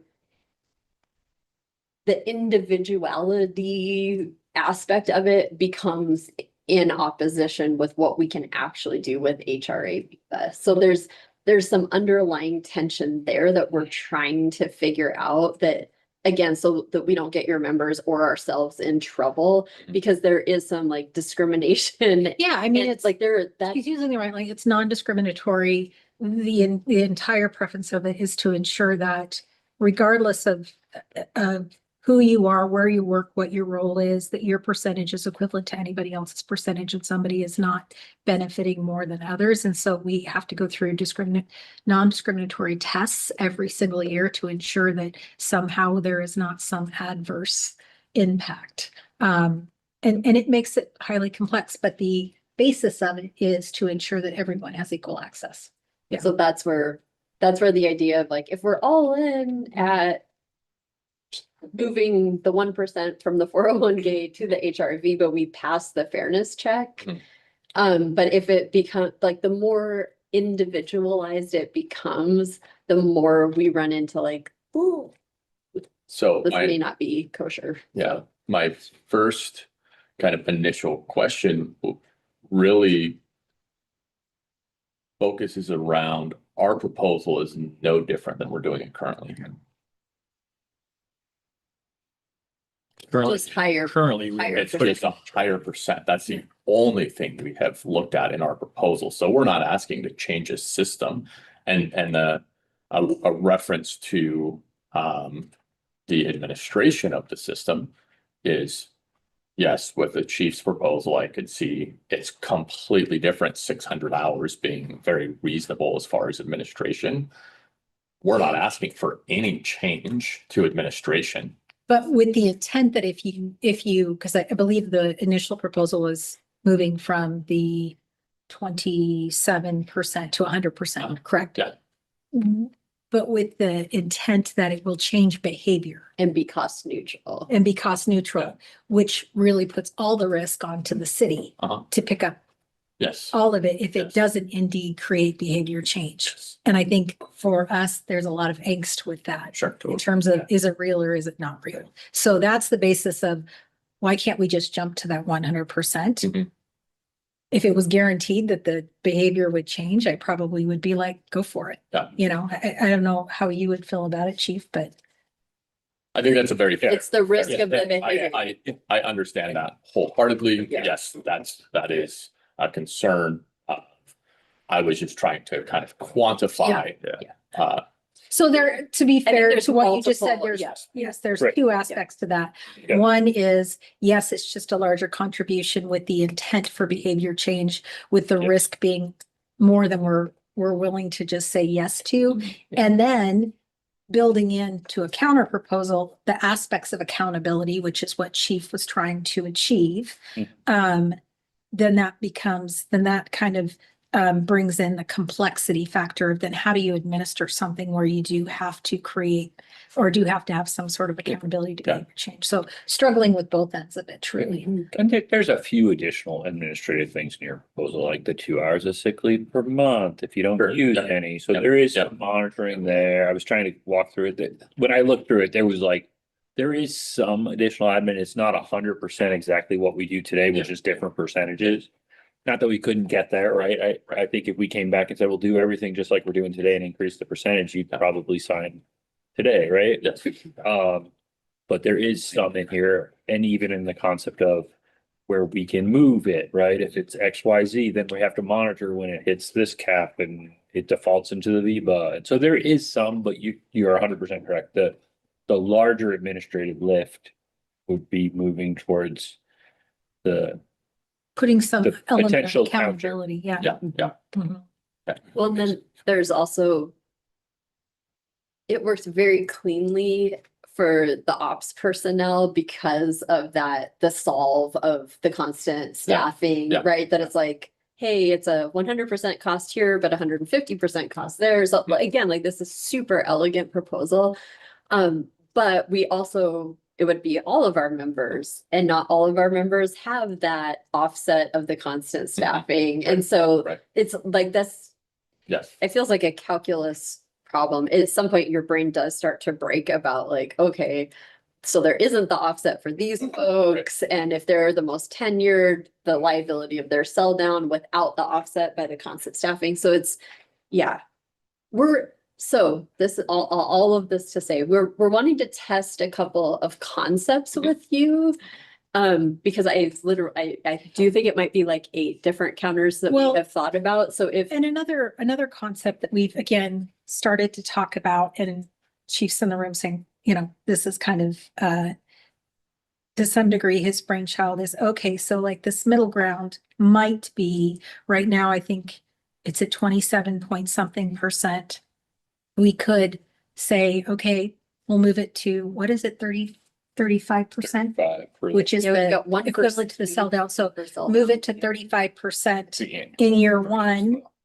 Potentially say, okay, we move it to 35%, we increase the contribution. Is there any behavior change at all? Do we see any behavior change? If we do, great, then we can talk about increasing additionally up to a certain amount over the period of the contract. If we do it and see that behavior change, if we don't, we leave it at 35%. So there's different things that we're looking at right now that are more simple in nature that are share to some degree the risk and the outcome. And so, but we haven't nailed down, okay, then like to Christine's point, there's been a multitude of things we've thrown out and that we haven't actually brought along to a counter proposal yet. Yeah. Yeah, right. We have some ideas, I think, for some counters as well. We understand Okay. the risk, Okay. but we also understand the huge potential benefit if we do get the shift. If Right. it happens. Yes. Yeah. So, you know, there are some ideas that would look like if we're just floating things out there, we'll set it at 100%. We will then look at the savings of it and we will split it. Or we will set it at 75%. We'll look at the actual savings, we'll agree on a calculation, and then we will split the savings with the city. So there's some options out there that we would be interested in also that would help to lower some of that risk. Good. Yeah, the other thing, I guess I'm gonna throw my HR director hat on and just say, while we're talking mostly fiscal now, there is a component of sick leave that we do have to just pay attention to is I don't want members coming to work sick. I know we've talked about that before, Yep. but the sick leave benefit does exist for a reason. And I don't think we're gonna have a ton of people that are gonna, swing the opposite way and say, oh, it's worth 100%, so I don't care, I'm coming to work anytime, right? But that is a component too, that their sick leave is there for a reason, Mhm. and we want members to use it if, Right. for a multitude of reasons, right? So did I do a good job? And I think some oversight for that is already kind of in place, right? Yep. Where we have battalion chiefs that can walk in and go, you're going home. Yeah, If that scenario. I would love to not get to that. Yeah, point, right? yeah. So All right. it's just an observation. It's Didn't- not a, Yeah.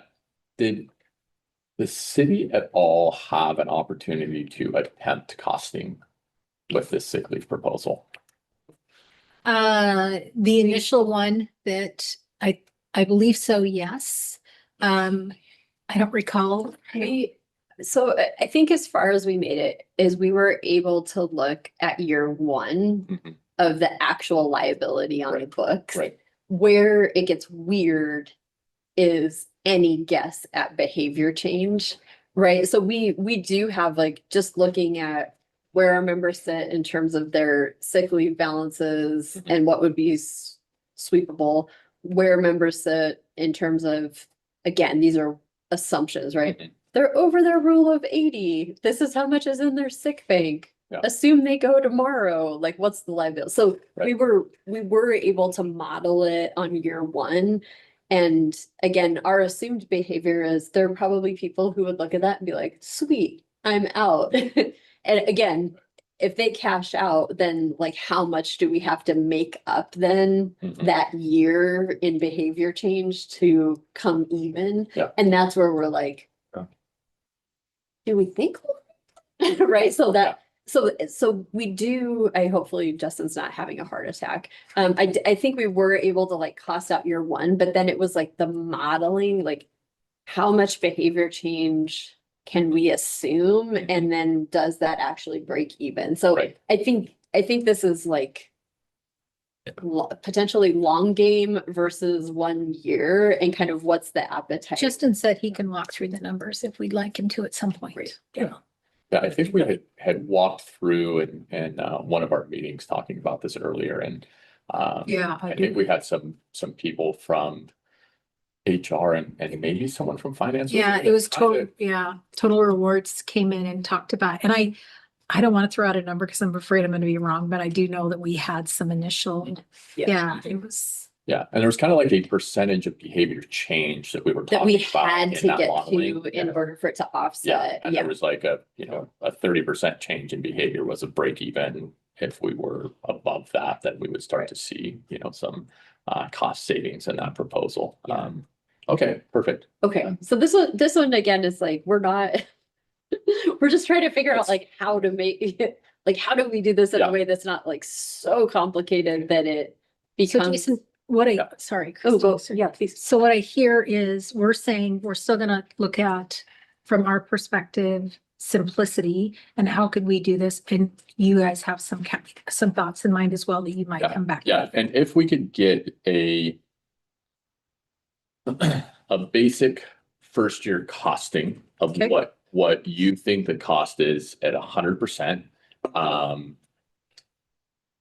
That way we can use that number to kind of present where we think we are. And the costing would be a liability to the city with no change in behavior. Yep. And then we can potentially start to go, okay, we're gonna put together some assumptions and it's gonna look like this percentage. And we then think the costing is gonna shift to here and have some conversation from there. Great. I was so optimistic that we we're going to have a counter proposal, and my optimism tanked. And here we are. Oh, I just think it's complicated. It, Yeah, sure, it is. it's It's not trying easy to, by any- you know, I think I believe the intent to everybody is to get to the same Mhm. outcome, right? It's just, how do you do it and how do you, It's simplistic in nature, but it is very complicated in the application of where does this go? yeah. and at the end of the day, even if we can all see this super complicated proposal, you guys gotta sell it to your members. And that's a challenge at times, right? Where if it's super complicated and they can't see the net benefit How does it? to them, or there's a lot of ambiguity and order of magnitude deviations, that's Mhm. that may be a no vote, right? Just Yeah. because they don't understand. So Well, or it's just so complicated that they don't see the benefit, so there is no behavior change because they can't even figure out Right. why they would Yes. do this or not do this, right? Like Yeah. that's, yeah. Yeah. Okay. Number 12. That is minimum staffing, 4-person staffing. So this one, I think we've also had a lot of really good conversation on, and really want to say, like, 4-person staffing is a high priority. We know it is for the union. It is for the city. We really appreciate that you recognize, like, hey, we are making progress on this, right? Like, we've got 2 stations now. We've got a safer grant in. I've got to figure out when that submission date is. It's soon. It's within the next couple of weeks. We'll have the safer grant in for our next 3 stations. So we really think that the current language is having the desired outcome on this. Because we have heard it supported so strongly by mayor and council from the dais. It's a constant discussion in budget builds. We feel like we have achieved the shared goal, and we're actually making progress and do have a roadmap for this. So we feel that the language that's currently in the CLA is meeting the intended outcome. And so we're happy with where we are now on that. And really appreciate that we're working on it together. 12. 13, I think, is back over to Stacy. HR and fire really do the heavy lifting on all of this. So this is looking at the cost of living adjustment and the new idea that you all proposed of using CPI for COLA. So I'm going to hand it over to Stacy, who's the expert in this area. Expert. So this was an interesting conversation to be able to have with some of some of the folks that have more expertise in compensation and strategy and market data and benchmarking and approach and all of that. And I wanted to give this its due in terms of, okay, my initial thought when it was brought up was it didn't make sense to me. And so I wanted to kind of pressure test that a little bit with, all right, well, I have folks that do this for a living every single day. So what are their thoughts? And what we really landed on is CPI is absolutely a component of market movement. It is, and it's always going to be, but it's focused mainly on inflation around product and service. And so if we were to set some guaranteed wage around CPI, it ignores a lot of the things that have to be considered, revenue growth, economic conditions, legislative changes, property tax limitations. It doesn't take any of those things into account, which again, all feed into market movement, which is the value of labor. And so where we've landed with this is essentially, we wouldn't want to build this into a CLA that said that there's this basis off of CPI. It doesn't mean that CPI can't be a part of every conversation when we talk about base wage. But again, it's a component of market movement, which is why we need to have robust wage data. I mean, that's really the most critical component of all of this, is to have data that you trust, that we look to, and that it's robust enough that we know CPI is fully included within that aspect. So We don't necessarily want to include this in CLA, but we're not opposed to having it as part of the discussion when we're talking about base wage and what we do with base wage now and in the next term of the contract. I do appreciate the new ideas on this one. I know Yeah, this this one was you were an like. interesting you're like, conversation to have. It "Oh, really good was. Idea. We haven't really thought about this before. Yeah, it was. You do us as well, man. Yep. Well, and this is something for the employees who did not negotiate, right? Like we have tried to figure out like, how do we do this even with general employees? And It really does help it has to been, figure out how you frame strategy around when somebody's thinking cost of living and how much my house is costing me, or the gas at the pump or the groceries at the store, and they're saying I'm feeling this, to be able to say, okay, here's how this falls within what we pay, here's what the market does, here's how we determine wages. Having all of those things in place for every employee across the organization is really important for us. So it's a very worthy conversation. And I think one we need to continue to talk about so we can educate employees more broadly.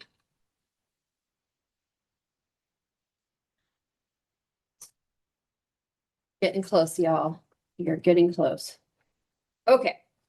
Number 14 was mediation and binding fact finding. So this is one, obviously, we had some dialogue about it. We had some follow-up on it. And really, I think the city's position from the last negotiation hasn't changed on this. There was a reason that we stepped away from it, and really those reasons haven't fundamentally changed. The elected officials have a very strong fiduciary responsibility and accountability to the taxpayers. So introducing binding fact finding or reintroducing binding fact finding really puts that authority elsewhere and becomes problematic, I think, just based on their responsibility and their accountability. Clearly, when this was put into place, as you said, there was a reason that the state, when they put into state statute that recognized firefighters and the ability to negotiate as a union, there's a reason they didn't go to binding fact finding, and so we're not really wanting to overstep that. And I think as we're demonstrating through this process, and we'll continue to work through it, I do believe that having the mediation and advisory fact finding will get us ultimately where we need to go. So binding fact finding is not something we're interested in pursuing.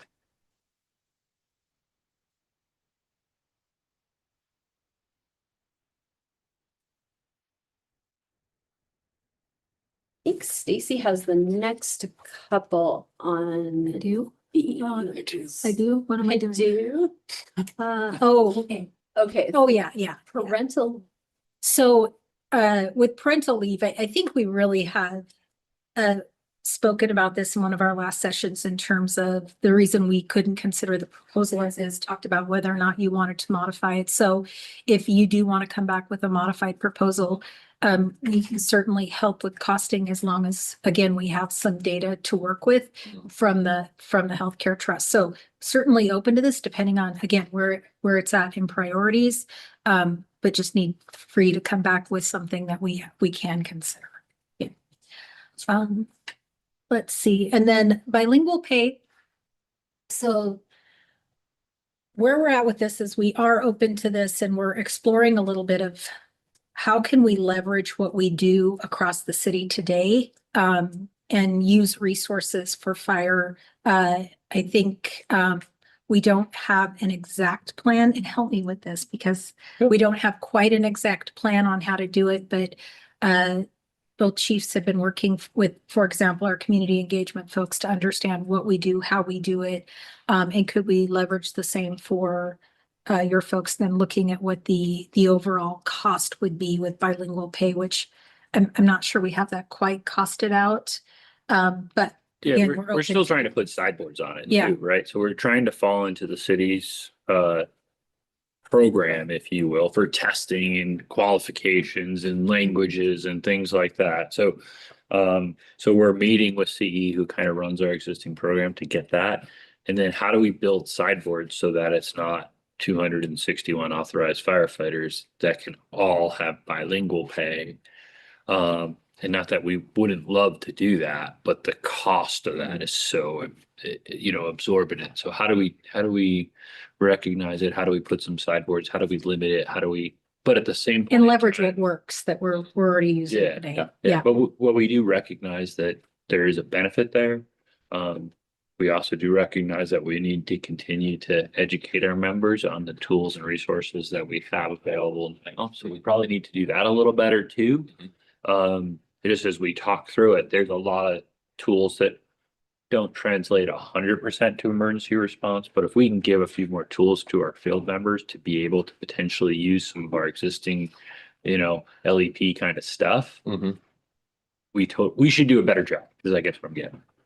So, So we will have something more concrete on this that we'll bring forward in terms of, okay, if you want to do this, this is essentially what it might cost, and this is what the parameters we would suggest the parameters look like, and would you have an interest in it? So we should have something shortly with bilingual pay. I don't know if we asked you this before. Do have any idea on members? Did we ask that, or did we talk about that? We talked about it, and we just have to, I think, put out a survey and try to get, but it's hard to do if we're too broad in a survey. Yeah. And we just get, who speaks this? And the language? credentials are interesting. And so, like, that's what I started digging into is Yeah. what actually certifies someone, or, Uh-huh. and you go through a testing process. It's a proctored exam. There's the written and there's the verbal. And I'm like, oh, interesting. So it's a lot of steps that you have to take there. So it would be really interesting to see how many members actually would qualify. Right. Yeah. And right now for general employees, again, based on census data, I think the only language that we're compensating for is Spanish. Right now it is. So that's correct. I think it's, that's my understanding of initial discussions was it's just Spanish. And that's kind of based on census data too, right? That's our biggest, secondary population and with languages spoken. So the ROI is a little better than French. Yeah. Or some other language that we have a very small population. Yeah. So 2-week badge on Duolingo. cash in Latin. with the library card, you do have access to great language learning resources. Yeah. Okay. All right, so 17 was mobile device reimbursement. I'm gonna kick that one over to Romeo. So with this particular one, I guess I should start by saying I completely understand the ask and the request. And I do recognize that a number of members use their personal devices on duty. Where I struggle a little bit is that I have a fundamental belief that as a department, we should be providing you guys the resources. And we've attempted to do that, whether it be the MDTs or the iPads or the devices on the engines. And I think we should continue to move that way where it's a department responsibility to provide the devices rather than even giving somebody a stipend. Secondarily, we talked a little bit about, we started to dig a little bit into the legal and the PRRs and things like that. And it's murky at best. And I don't know that the administration and or the expectations of our members using personal devices for work and the PRR components where potentially yes, it sounds like they can segment work related data and personal related data, but oftentimes if they need to get the data, they'll image like the whole phone and then they keep everything and then they don't look at the personal data. And I'm like, that just sounds bad. From our member standpoint and from an administration standpoint, that it just doesn't seem like it's the best play for us. So I prefer not to go down this road. Like I say, I think we do want to continue to work towards what works best for our members. And if there's alternative ways or additional devices that we need to explore. I know Joanna was working on another iPad potentially for some of the engines as we continue to move towards I know emergence on hold again, but do we need a, you know, if we replace the MDTs, do we replace it with 2 iPads because the cost is still a savings, right? So I think things like that is probably would be my preferred route, is how do we continue to provide department owned and provided devices where we can provide value add to our members. So I think it's continued discussion as we move forward. I'd rather not go down the route of a stipend where they're using personal devices for work related stuff. And it's got a pretty big, I mean, this was like Yeah. $225,000. Once again, that's the all in. I know that's the total liability, right? The reality is there's going to be a number of members who say thanks, but no thanks. I'll keep my personal device personal and I'll use, but there is a pretty big cost there. I think there's alternatives, like say adding another iPad on 17 engines is going to be way less than $220,000. Better use of, I think, your dollars and our dollars.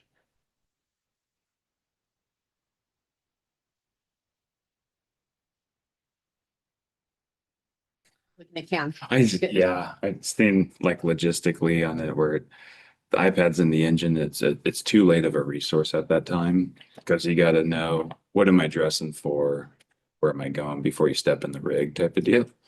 And so having that like the bricks is a really big one, or when you're at night, if not everybody has a device. So I guess costing probably more if you're gonna look Yeah, at device costing. we could look at a second cell phone or something like that.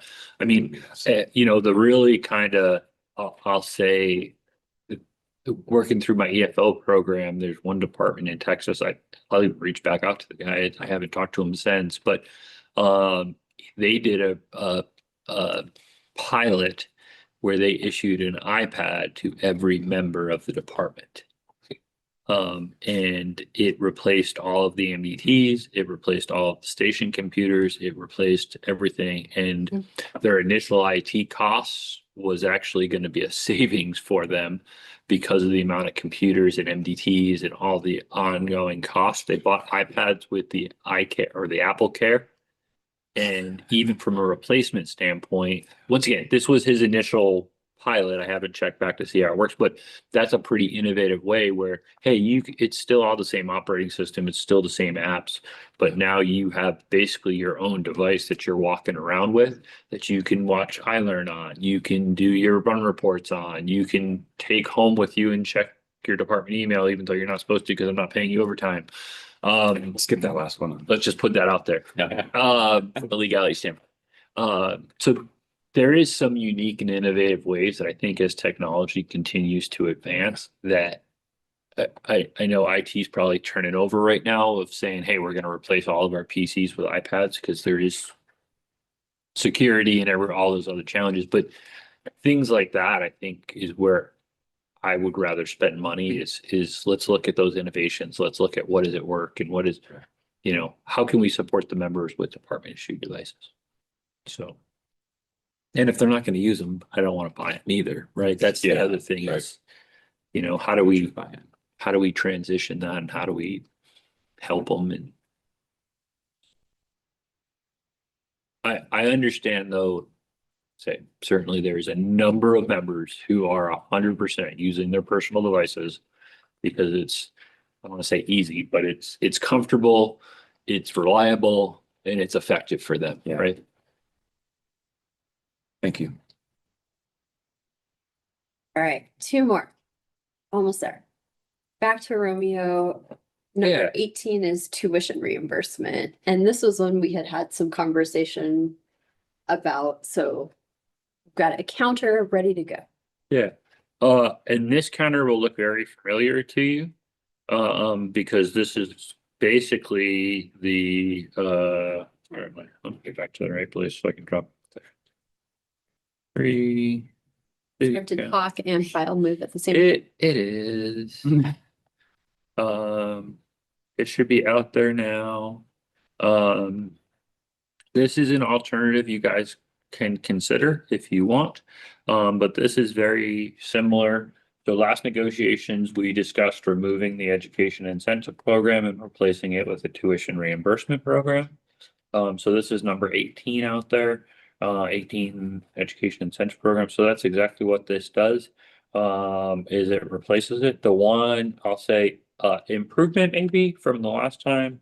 One of the discussions that we had was how do we make sure that the city, because previously it just said, hey, we're just going to use the city program. The city policy and procedure basically says, hey, until we run out of money, we're going to keep doing it, but doesn't quantify what that is. So this attempts to quantify that and at least put a dollar amount in there that says, hey, we're going to allocate up to $50,000 a year. It has the same payout structure as the previous one, which basically equates to 2 years worth of stipend. So in essence, this would go in, if this went into effect, the members would get a payout in the first paycheck in November of 2 years worth of education incentive pay to carry them over so that they can start to plan for the loss of that basically. Depending upon how you describe it, they're gonna lose it year one, Mhm. but they're gonna get 2 years worth of payment. So the loss of it year one or the loss of it year three, depending on, what you do. So this is just a proposal that would look at getting that.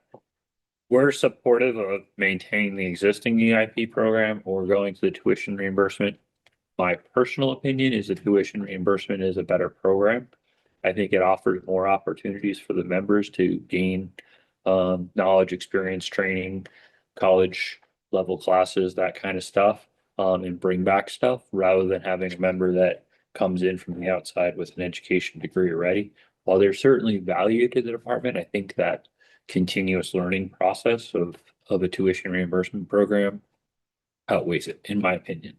So yeah, Stacy, I know you had some opinions on tuition reimbursement versus education incentive as well, but did I miss any of the key No, points there? you hit them all. Okay. No, we're aligned. So we're okay with either. We'd rather not do a and, we'd rather an or. Mhm. So we'd rather not have this and this. We'd rather have tuition or education incentive. But if we want to leave the incentive program in play, and certainly there's a value there that even at $50,000, that there is a net savings. I'm not gonna dance around, right? I think we're at 150K or so right now that we budget for education incentive programs.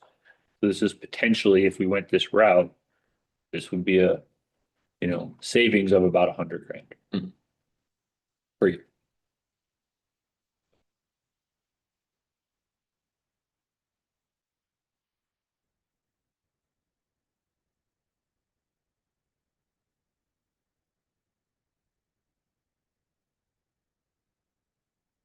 And if you need copies of the city program or anything like that to review, let us know, but that would be the concept is we follow that basic framework for Mhm. approvals and move it through. The big difference would be is that we're locking in at least 50K available for your members, above and beyond kind of the city's allocation. All right. 19. That is the fitness and wellness reimbursement or the gym membership Mhm. benefit. So I think we talked about this earlier as well, but just wanted to reiterate, we're actually really interested in partnering with having the two healthcare trusts partner on this. So the general employees currently have, it's called Well Hub is the name of the program. It costs about $12 per member, so it's a really kind of low cost investment by the trust to provide an awesome benefit to the employees. And we don't know for sure, but we're guessing if the trusts were able to partner on this, like with that extra volume that we had, adding police and fire into it, we could negotiate even a better rate on it for everyone. So we're definitely interested in this. And we would suggest that the mechanism sits within the healthcare trust. So happy to share additional information on that. I know you're on the board Mhm. of the trust. So definitely interested in sharing more info and seeing if there's a partnership ability there. And there is within the membership, there is a gym accessibility component built in as well. Oh, okay. Yeah, Mhm. so it comes with part of the membership them access to. And it just changed hands, so I can't think of I would have to ask Corey what the gym is right now. But it does have that component in it. But I will say this is something that organizations are doing, and I think the trust would be interested because there is an absolute correlation. I wouldn't go so far as to say causation, but correlation to improved health outcomes. So you're saying partner with the trust, that might drive the cost down for everybody in the city. Yeah, And that's WellHub. Is there online resources for that, or? Yeah, Yeah. it comes with particular apps that you There's- access, that you track a multitude of different programs that you can get involved with. And like I said, they have including- like guided meditation. They've got, I Yeah. mean, it's really a pretty comprehensive wellness, but also the gym. The reduced program rate will- gym the membership. program also will, if you do proactive care tests that you go through, everything from your primary care provider to, your dental exams to your, 40-year checkup, 50-year checkup for different exams. It can actually give you back small stipends for everything that you participate in. So there's a lot of really cool aspects to it. But I think that the healthcare trust would be interested in doing this, and we would probably get a better rate the more members that we can pull into the big pool. So I think it would be cool to explore this. It's kind of neat. I mean, I looked at it quite a bit, even with the gym component is so there is a component where the member gets that entry level, but then the member can also choose to pay additional to get to like a platinum level. And if you're up at the platinum level, you get access to like yoga studios and a lot of gyms that I know our members attend that they can get access to. Free classes and things like that. So it's There's two It's kinda apps to cool. it if you wanted to look at it. One is the WellHub app, and the other is called Personify Health. Personify. Gosh, I could not think of. Personify like, Health. oh, what is it? And Yeah. and we actually find that the participation is higher than we thought it would be with our members, like because it's diverse. It's not just I want to go to a gym. There's a lot of other components to it, including tracking your own like health numbers from, your A1C or whatever it is that you're going to look at. So I do think it would be kind of a broad way to benefit a lot of members.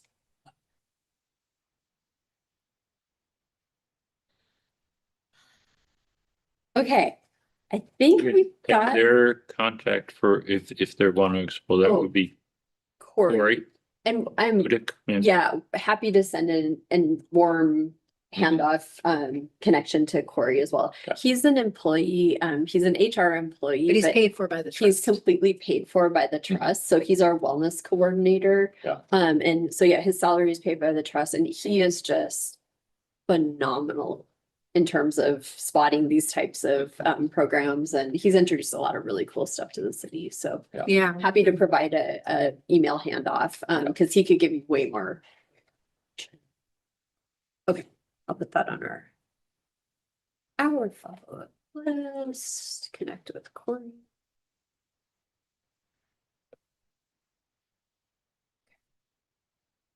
Okay, now this gets a little weird because we're now going to respond to ourselves on a few things. So we're about to go on an Perfect. adventure. So we made it through the union proposals. Through some good, we did have a kind of a sidebar lunch. I can't remember if it was last week or the week before. It's all blending Yeah. together. But there were a couple of things, just clarifying questions, like trying to understand where we were on a few things. So we have 4 items that we wanted to bring back with some either clarification or revision. The first one on our little tracker sheet on the second page is number 3. So that had to do with the vacations and the sell down date.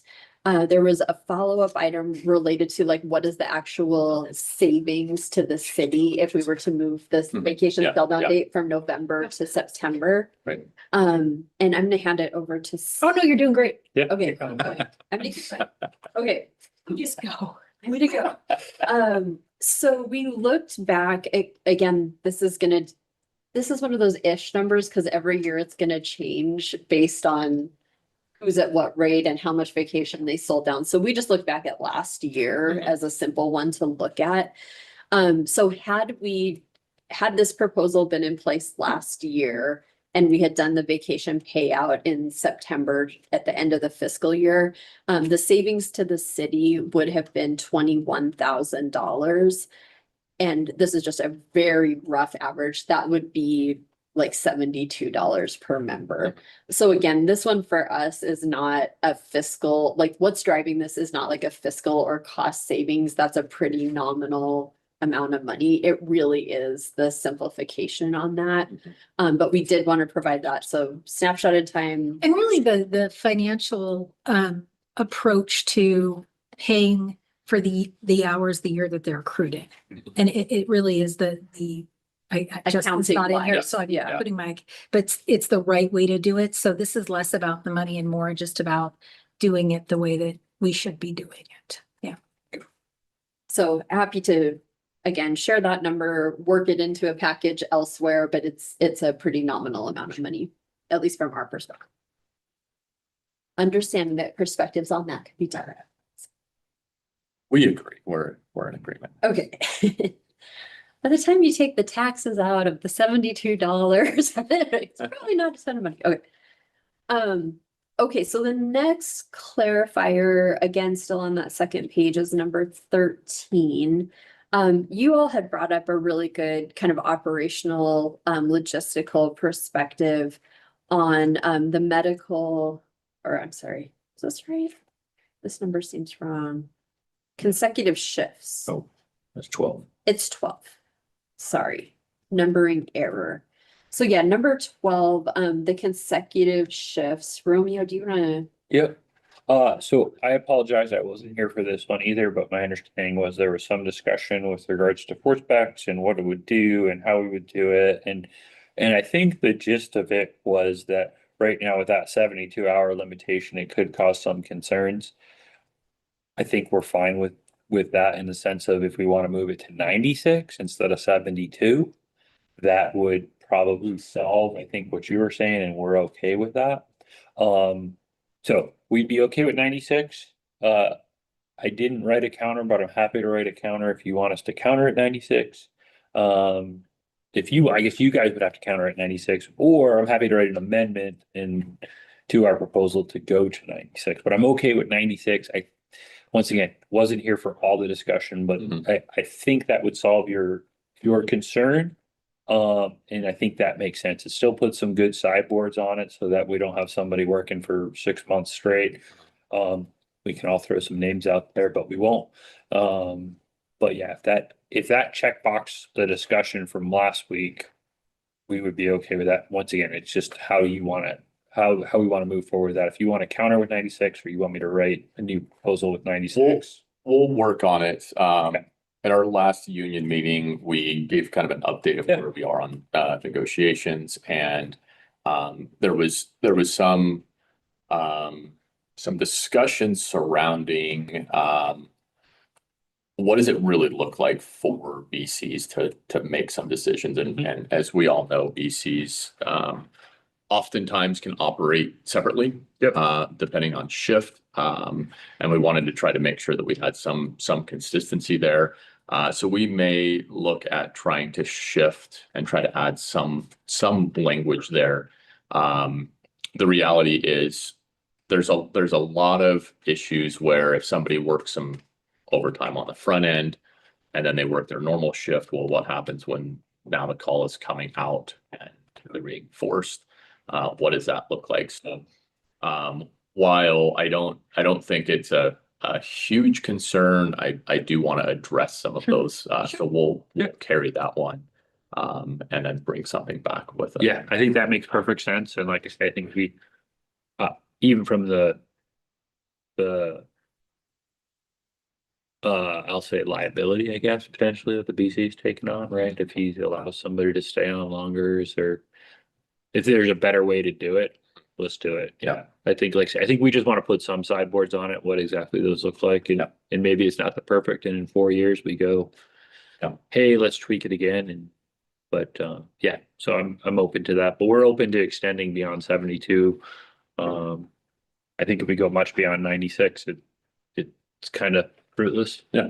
But 96 does make some sense where you could get, a day on the front side, a day on the back side is kind of what I was envisioning. Well, it was trades, Oh, that's trading true. a shift. And there's Yeah, yeah. hypotheticals like, Yeah, say you were off vacation, and you're coming back from a trip and like, okay, you know what, I'm back now, I'm gonna work some overtime. yep, Theoretically, you could work at 96 and then you still have your 48 hours. yep, that'd be fine. Yeah, I mean, if they had one day off and then they picked up an overtime shift on the front of their necks, that would check the box too from our proposal.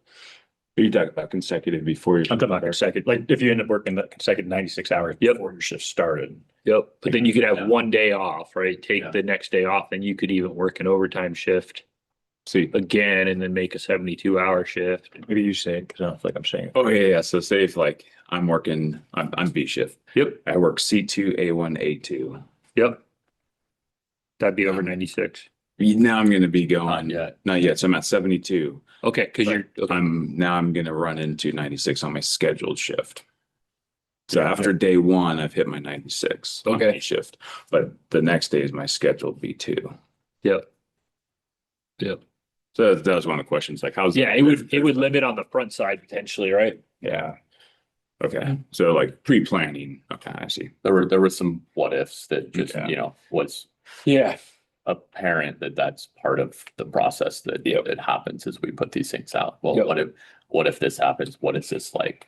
And then the idea of having a BC to manage and make those decisions appropriately, I think is there. The what if is, well, we do things differently.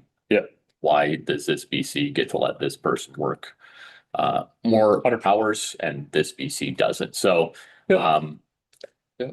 we're gonna try to just look at that and see if we can at least try to iron out a couple of those issues that may occur and revisit that. And I mean, and I mean, similar to, but different. I mean, we tried to provide some guidance in the policy for wildland deployment. Mhm. Right, to keep the BCs or to help guide the BCs, not to keep BCs, but help give the BCs some guidance is, here's 6 things to look at when you make your determination. I'm not telling you have to weigh them all the same, but here's, hey, if they're on a specialty team, hey, if they're a captain on a specialty piece of apparatus, these are all things that should help factor in when you're making a decision on whether they should be eligible for deployment or Yeah. not. So we could do something like Yeah. that too, that's, policy based that we add on top of this that just says, how many runs did they run last night? Did they sleep? Whatever, right? Is Yeah. it X, Y, or Z? And yeah, it totally makes sense. Good to keep talking about it. Yep. Like I say, I just wanted to provide the concept that we're okay going to 96 if that helps. Mhm. It sounds like there may be some more framework that we still need to work on. I don't like the boogeyman too much, but Nope. yeah, we have to do something.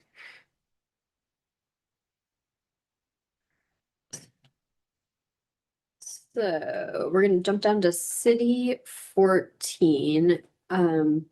This was the physical fitness, and we had, again, really good sidebar lunch on that, trying to figure out, compare terms, make sure we were all speaking the same language.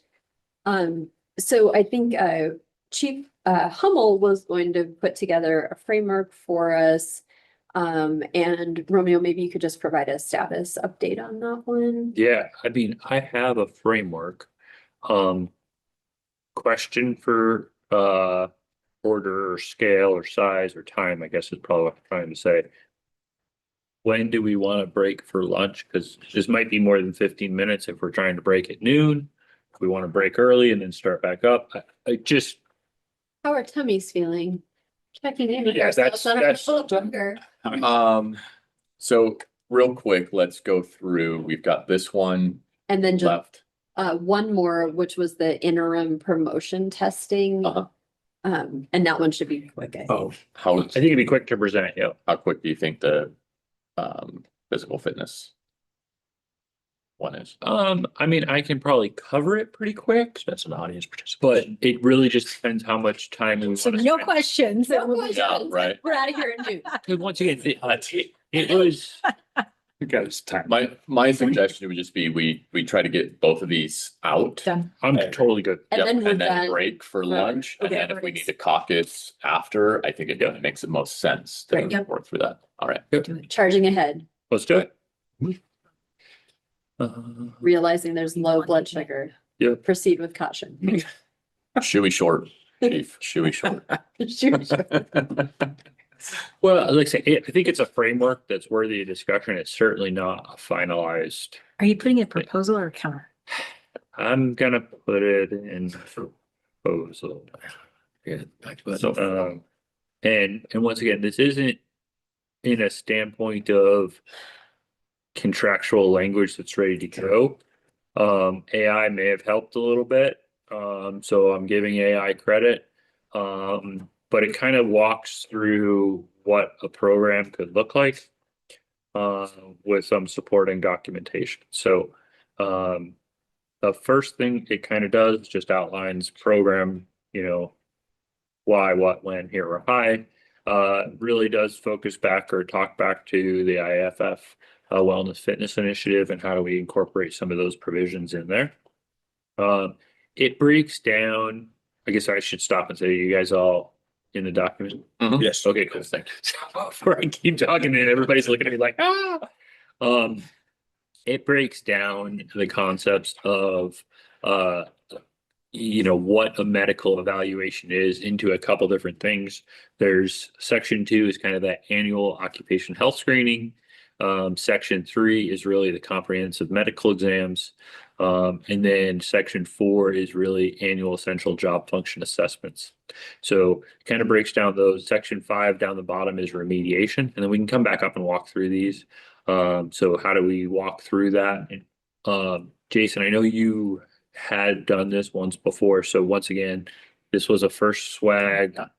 Please, we'd love to see what you had put together over in Caldwell. How do we meld the two to make it good? But the first one is really looking at that occupational health screening. So really, this is what would be the annual component. It covers what's covered or in that list of A through J. So it looks at health questionnaires, review of current medications. So some basic level kind of things that we could do on an annual basis that are starting to get us towards the components of, hey, is there anything that's way out of whack? And can we make those subtle tweaks up front? Height, weight, body composition, all those kind of things. If we can start to see challenges there or, hey, your blood pressure is high, maybe we can get you on blood pressure medicine early and help to correct those.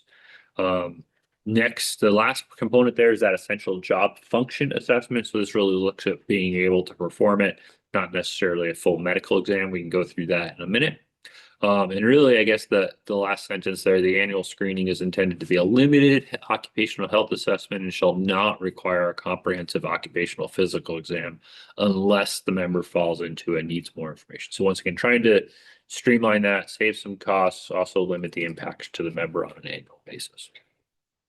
The next step is really those comprehensive medical exams. So it attempts to stratify those into years based upon age and or risk. So it looks at 5 years for 30 through 39, 3 years for 40 through 49. And then when you start to get over 50, it's every 2 years.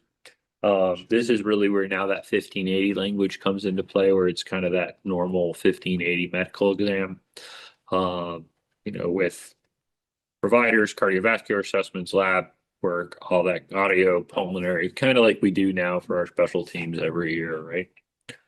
So stratifying those a little bit.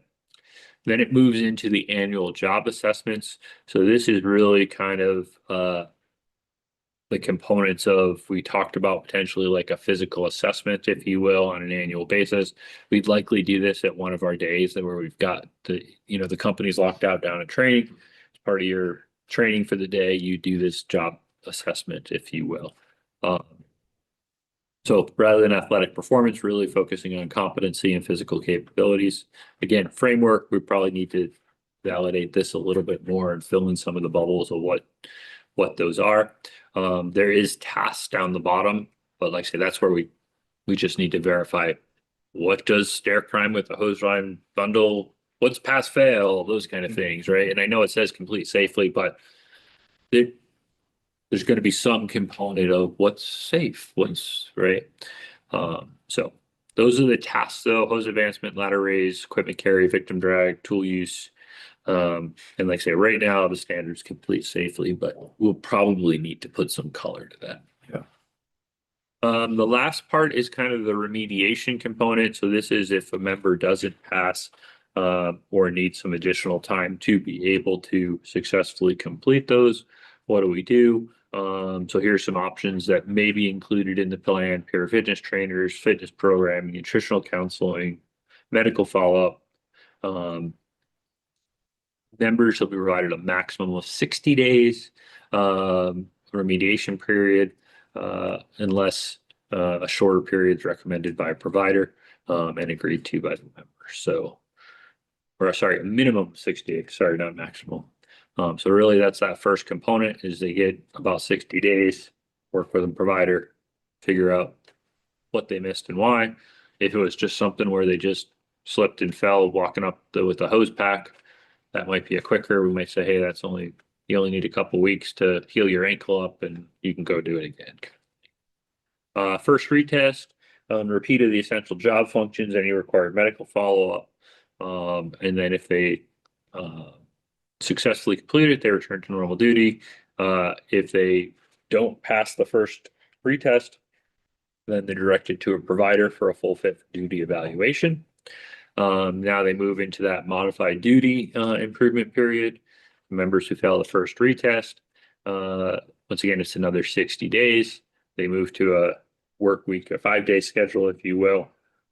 Structured physical programs, continued peer fitness support, any medical follow-up needed from a provider, and then they get to move into the final evaluation, where they go through the fitness for duty, or a repeat of the fitness for duty and a repeat of the essential job functions. If they pass, they go back to regular duty. If they don't, then they fall into kind of our fit for duty program, moving through that. And then obviously prior to any separation or any movement past that, we move through appropriate actions, laws, review of member circumstances, stuff like that. Thank you. That's a conceptual framework that, like I said, obviously it's not final. But it's just kind of trying to put some ditch banks around what a program could look like. Again, if you guys have some that you want to consider, but this is what it could look like and how we can move forward, and Sure. scales back a little bit, I think, from our original proposal of full evals every year and stuff like that. So there's some cost savings. There's also some realizations that maybe a skill assessment is a little more appropriate too, where you walk through these, they're required job functions of you as a firefighter pulling a hose and climbing a ladder and doing that stuff. And if you can't do it, we want to get you better to be able to do it. Perfect. Yep. Too short. That was pretty short. That's pretty. For me, that was pretty short. Excellent. I thought it was excellent. Get more. But yeah, it's good. The only thing standing between you and lunch. All right. C16. C16. So this one, Jason, you had mentioned in discussions that you had talked with Chief Lewis a little bit about interim promotional exams and proposals. So my initial discussions with Chief Lewis was that maybe this would be better handled through MOUs, as we've kind of been doing. His concern initially was just, hey, if we do MOUs, then every MOU creates kind of potentially a new standard for our members without lack of clarity. So this attempts to provide some clarity. It is a little simpler than the discussion that I know you guys were having, in the sense of what this one does basically is, number one, it changed the captain training exam from March to September. And then it creates the interim exams, basically let's just take senior firefighter. If the senior firefighter list is expired and we'll issue the normal test in the odd number of years. If it's expired and we run out of people on the list, we would do another senior firefighter exam in March of the even years. So it's intended to just say one off-cycle exam in the same month of the opposite year.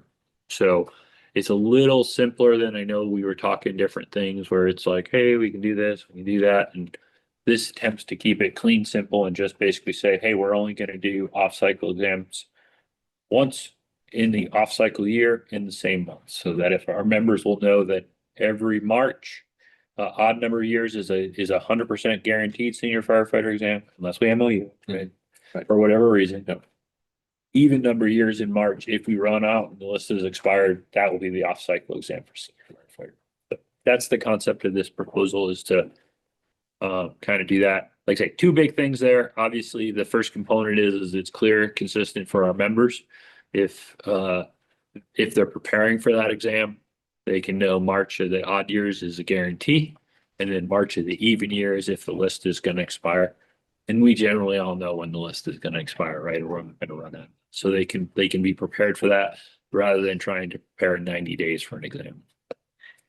The second part of that is a cost saver for us and a time saver for us, right? From a training division, trying to do all these off-cycle exams is very costly and it's very impactful to you guys.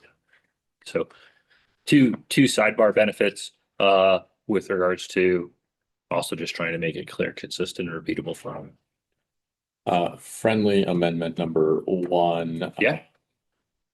In the first paragraph below the just even number, odd numbers. Yep. It says the tested position shall be effective for 2 years from the date the eligibility list is certified. Yes. So if it's an off cycle. Yep. Then that would push us to 2 years. If I'm reading that correctly, which then would take us off of the normal cycle. Potentially. Good point. Actually, That's not the intention. Yeah. I think the Which I don't know what the wording is right I now. think I you don't just think we add have it to. to that second paragraph and clarify that. Yeah. It would only last for a year. I think the intent is all there. We But agree language- theoretically, but I think we need to make an adjustment. Yep. That's totally makes sense to me, that if we do an off-cycle exam, we put the date the eligibility list is certified because of some of the moves, right? Like the September one. September, yeah. We didn't want to make it wait till May. Yeah, I do think, Chief, that it may be wise as well to have that September have an eligibility date that's official. The reason that the eligibility date became a thing was because of seniority points. Mhm. And so there were a lot of grievances that, well, you did it here so that I got less seniority and so scored higher. You made the eligibility date this. So I think that there's probably value in us just establishing if September is the test time frame, then the eligibility will happen November 15th or something. You don't have to sell me hard. I agree. No, I would much rather prefer a date certain, even like when we were talking about calculating the vacation leave, right? Right. I'd rather just say, this is the day we do it, Mhm. and it's clear, consistent, and it's not, well, I'm gonna wait. Not that we would ever do this, I'm gonna wait 2 weeks because I don't wanna make this eligible or certified. Mhm. It just creates more consternation than it's worth. It's easier, just everybody, it's the clear, consistent, repeatable discussion. You can't monkey with it if it says May 16th. Mhm. It's May 16th. Yep. Whether we certified it on March 1st or we certified it on February 3rd. Yep. So Okay. I'm totally down with that. Second paragraph, it actually clarifies. Sorry, right? The eligibility list will be valid for the balance of the original test period. Or is that a little bit too ambiguous? They get a little conflicting. Okay. But I think we can read through it again and just make sure Yeah, okay. that we're there following the intent.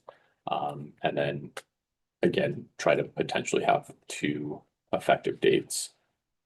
So we'll leave that one with Yeah, you all to yeah. counter with Yeah, that's language fine. Yeah, we'll cleanup. just do that. Okay. Yeah, we'll just do that. We'll take it and we'll read through it and then Yeah, please do. counter. I know that you guys spent some time with Lewis on this already, and then I got involved and I'm like, that looks complicated. Let's make it simple. So that was the intention. But yeah, that's All right. appreciate you bringing that up again, because like I say, when I went back and talked to him, he's like, yeah, I think I would really rather have this in CLA than Yeah. just MOU in it all the time. So Yeah, it saves us A good all too, suggestion. because then it may be us that forgets, it may be Yeah. you that forgets, or, if we can do it simply and Yeah. put it in there, let's just do it. And then it saves the MOUs later. Wow, Nice job. that was a lot of active listening, Nice. partners. Thank you. And I talked a lot. It's like, there's no way that's gonna take, and it took all morning. There it was, Yeah. gone. Yep. Awesome. All right, where do we want to go from here? So I think, and I'm just gonna throw this out there and we'll have a little discussion, but we do a lunch and then immediately to a caucus. I feel like we definitely have some things to work through. I would propose that we start and just say we're gonna have an hour caucus post lunch. We'll probably speed through lunch, so we have a little more time. And if it looks like we need more time to caucus, we'll just call and say, hey, do we need more time? And we just want to individually kind of caucus on our own and work through some of this, or do we have anything else that we want to share second half of the day? We'll come back, do a quick little session and then break from there. Great. Okay. So, great. Where do we want to inject the discussions on costs? Oh, costing. Do we want to like come to Potentially caucus, after come back this. for an hour, and then we'll Yep, most likely, because Okay. we're still, we've got about 50% prioritized on costing of what we would like to see. And then I think a short caucus after lunch will get us all the way there. Okay. So yeah, that sounds great. Plan to be back two? yes, let's 2 plan o'clock, and then we and can, or, put it 2 o'clock up on there. Okay. And if for some reason it looks like it's going further, we'll talk about coming back and just having the costing conversation real quick. And then breaking from there, or maybe we're just good to go with everything. sounds great. If we could be done by 4:30, that would be awesome. Yeah. We can probably make that happen. Sounds very specific. But I didn't know, I asked, I did. I said 4:45. Probably was being generous. Yeah. All Giving right, you time to wash your hands before. That's right. perfect. All right. Thank you. Well, thank you. We'll see you at 2 o'clock.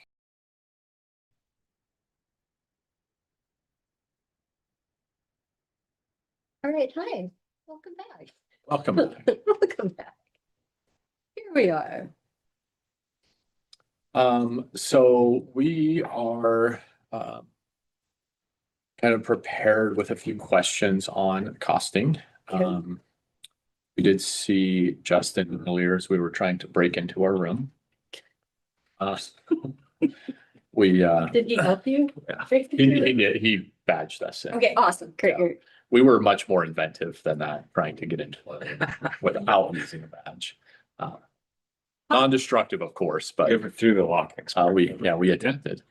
So we have some costing kind of questions and just some prioritizing. I don't know if we would like to bring Justin in. We can kind of present some of that, see if that would Yeah, make the most I think sense. so, yeah. And then once we get that costing from our perspective, we're at a point where we think we potentially caucus for the day Okay. and really be able to get some proposals kind of redesigned under some of that costing. And that's the biggest goal for us with the costing, is if we can understand it at a little deeper level, it helps us to make adjustments to Great. our proposals as we go through the rest of the process. Great. And then, so we're open to whatever priorities that you guys have for the rest of the day today, but we could use the time to just caucus on our own and work through some things if there's nothing else. Yeah, that absolutely works for us. The one thing I would throw out, and this doesn't have to be today, we can certainly get through tomorrow. The next couple of weeks are interesting with how the days stack up against the holiday. Mhm. So we would love to talk schedule for the next 2 weeks to figure out. I think we've got, it's like the 2 days, or maybe we have 3 days next week, and then the holiday, and then we're back again on Monday. So we would just like to talk about calendar, Sounds but we great. can do that tomorrow. That's not a huge.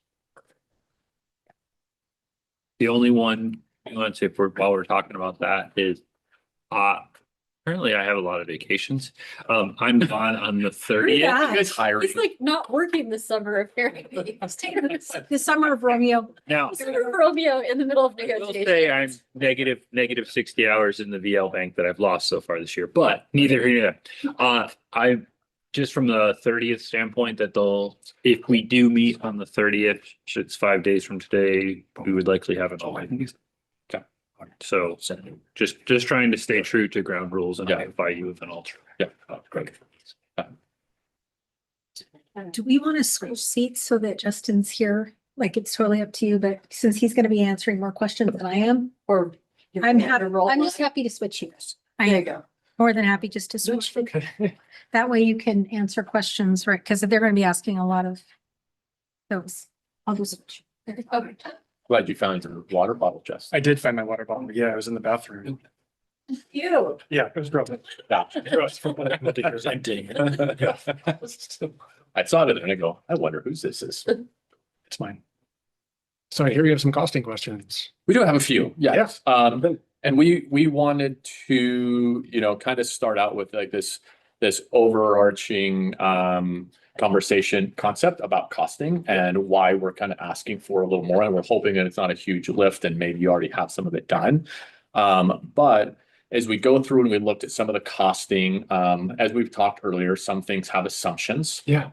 So it's helpful to kind of know what assumptions you used, so that we can look at it, and say, okay, we think these assumptions are very reasonable to use. Yeah. And the goal is for all of us here to kind of agree, this makes sense. It may not be perfect, but we can both agree kind of where it is and understand the assumptions that were used and be able to apply that to specific proposals in order to create kind of the most accurate reflection of a proposal that we can. So that's kind of what we're looking at. And then some of the costing, really, we're trying to just ask for some separation in some things. And again, that's to kind of help us go through our proposals and be able to go, okay, if we shift this number over here, or this part of the proposal, how does that affect the costing model? Yep. And it will keep us closely aligned with you in what that costing look like. Yeah. So, hopefully that will work for us all. And if there's anything that you cannot provide, that's fine. Just let us know where you think you are. So what we did is we kind of tied some of these together. These are all the union proposals that we're talking about Okay. first. So number one was the specialty team pay. Yep. And I believe that was the June 10th, potentially that was the original costing. Okay. That one, our proposal had a base rate plus longevity built into Yep. it. And I think that the costing was built on the total package. And we're hoping that you could separate the base 5% from the longevity so that we can look at that and try to make any adjustments to it that may make sense as we work through this process. So saying cost the 5% piece, right? So it's essentially if everybody had 5%, Yes, right? Yep. And then the difference is what people are getting for the 6 and the 7%. yes. Okay. Yep. And again, it's, I hate throwing it out and just saying, well, can you do this for us? But without having the budgetary software to Mhm. tell us exactly how many people we have and what Yeah. their years are. Yeah. I mean, we are at a big disadvantage of being accurate. Yeah. I think Yeah. that was super. That's a relatively straightforward. Hey, just run it at 5%. You already Yeah, have the so- other ones, track the difference, you know how much each Exactly. is. And if you could apply like numbers of people, so ideally that would help us. Some of those assumptions help us. So again, as Chief alluded to earlier, we don't really have a set number of people. So if we can at least go, hey, this number is tied to this many people, then that also helps us to kind of correlate what adjustments may look like from our perspective for a proposal. So just to clarify, we'll run it at 5%. And then you also want to know how many people will be receiving the 5%, the 6%, and the Yes, 7%. yes. Okay. And that's all for the specialty team pay. The Next one was the callback standby pay. And that one, We jump back there for just one Yeah, second, yeah. and it gets back to the double team concept. uh-huh, Is that I think just from a baseline standard, we didn't apply double. Double. So just, that's a base expectation in the model. So just yeah. clarifying.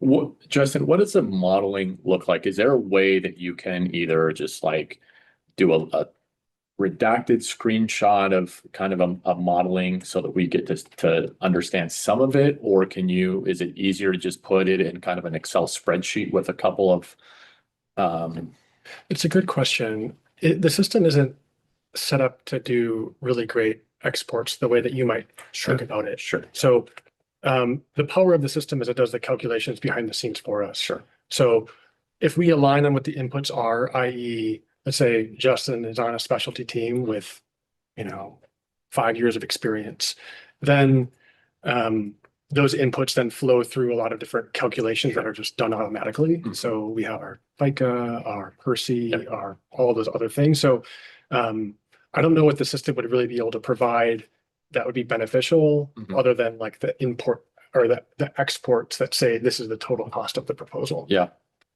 But Yeah, hard to get a number to work with, sounds like on that from pulling out. yeah, because there's all these like variables we build into the system too, that like it takes a lot of time just to understand kind of the build out behind it. Yeah. So as we go through this, if we're asking for something and you think that, because what's difficult for us, again, just kind of having a number spit out. Yeah. Right. That makes it really difficult for us to, take a comprehensive look at how did that number get spit out so that again, we can, present an accurate proposal, because that's our goal at the end of this, is that we're able to look at, okay, let's look at our base wage. Let's look at this proposal, this proposal, this proposal. Here's how much they cost. What if we made an adjustment to this proposal? And the hard part for us is then we have to theoretically go, here, can you tell us what we don't know or can't do? So if you have any ideas that could kind of like work through this, feel free to throw. Yeah, I'll definitely think through that. I mean, I think part of it, right? If we understand how the system works, I think that's where trust is built, right? Because if you think about all of us, right, we have our base wage. So if you end up saying, I want a 5% cost or a 5% specialty team rank, just think about how this flows through the system.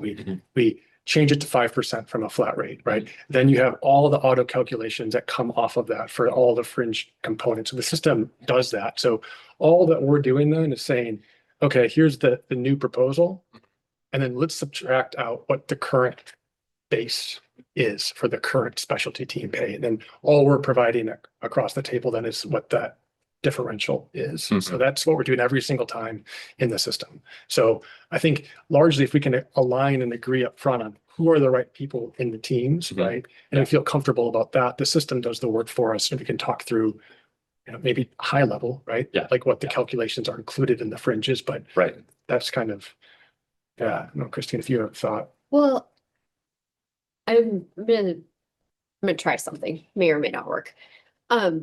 So I'm actually looking at the costing slide deck that we did. So this is in I think you said Jason, so it's in the 610. Yep. And then it's in the information folder. So I'm trying this on for size, seeing if like additional detail here. So I'm looking at slide number 4, the specialty team proposal. I think what I hear you asking for, and I'm gonna see if I heard it right. So under our key assumptions, so if we elaborated on this slide and said, based on current specialty team assignments, I'm making this up now, so don't hold me to it. Parentheses, 130 members. Based on current years of service, like 80 of them less than 5 years, 20 of them more than 10 years. Like, are those That is types very of helpful. additional information would be Yes. helpful? Yes. Yeah. Okay, Yeah, that will definitely get us much that would closer. get us closer Yeah. to kind of the numeric, Yes. instead of just the words, like what are the numbers? Yes, yes. Is that- For example, yes, that's a great segue because Okay. for example, when we roll into the conversation on the callback standby, it gave me enough kind of information to start trying to Piece it together. work it backwards and go, okay, how did we get there? And as I worked it backwards, I went, okay, there's something that's missing Yeah, here. there's a something, okay, That was either an assumption that was made, something that I've missed, whatever it may be, but that helps us along the Yeah. conversation to True. go, okay, here's where we are. So yes, that would okay, be- something like that, okay. I'm just trying to figure out like how to, Yeah, because we had talked about this a bit as well. When we were like, oh, like, how do we do this with Questica? Part of the problem with Questica is it like is actual based on a human. Mhm. And so just sharing that information, like we would actually be sharing some confidential personnel information about like healthcare, like there just are things in there that like we probably just shouldn't be like, here you go, you can see every single thing about this person. So that was where we're like, oh, that doesn't feel right. It's like way too much detail and it's so personalized and so identifiable. So that's where we're trying to like strike the balance of being transparent and showing enough of the math that you can see the leaps and how we got there, but not being, we don't feel comfortable being like, and here you can see Yeah. like on a person by person level, like these intricate things where it's like, oh, that's probably too much. Right. Okay. Fair. Okay, We understand, and appreciate as well, trying to protect employees and their information. Yeah. And again, that's our goal is just to try to come to the table as accurately as fill in some possible. of those blanks. Yeah, and so that's really what we're trying to do. So Okay. I think our conversation is just kind of spot on with just Love it. bouncing some things off and Okay, trying to make some of those adjustments. So I am going to roll back to so many so many tabs open here. And then the more you have open, it cuts the words down and you're like, oh, what was that? Okay, so the next one we had was the callback standby. Yep. And now that I'm back to callback standby, I'm gonna roll back because I think that was the 18th that we got that information on. 16. 16th. There you go. Thank you, Cam. And so a couple of the assumptions, we had a roughly $359,000. Is that what it was? 765 incremental. All right, I'll take that. ish. Ish. I'll take that ish. I tried to do a quick kind of backwards calculation and had this rough cost annually. However, I know it has all the fringe. Yeah. So what I was trying to do is go, okay, I see your assumptions that you have made, and I hope that doesn't come across No. as me saying Oh. you've made assumptions. We want you to Yeah. make assumptions. But I see the assumptions that were made in this calculation. So I'm going to take those. I'm going to take the hard numbers that are here and try to do a quick calculation. And the reality for this one is we went, okay, that number is a larger number than we What you What you expected thought. Yeah. to come across. Yeah. So within that, we had 3-hour weekdays, 6-hour weekends and holidays. And then I saw that it was 3 employees that we used.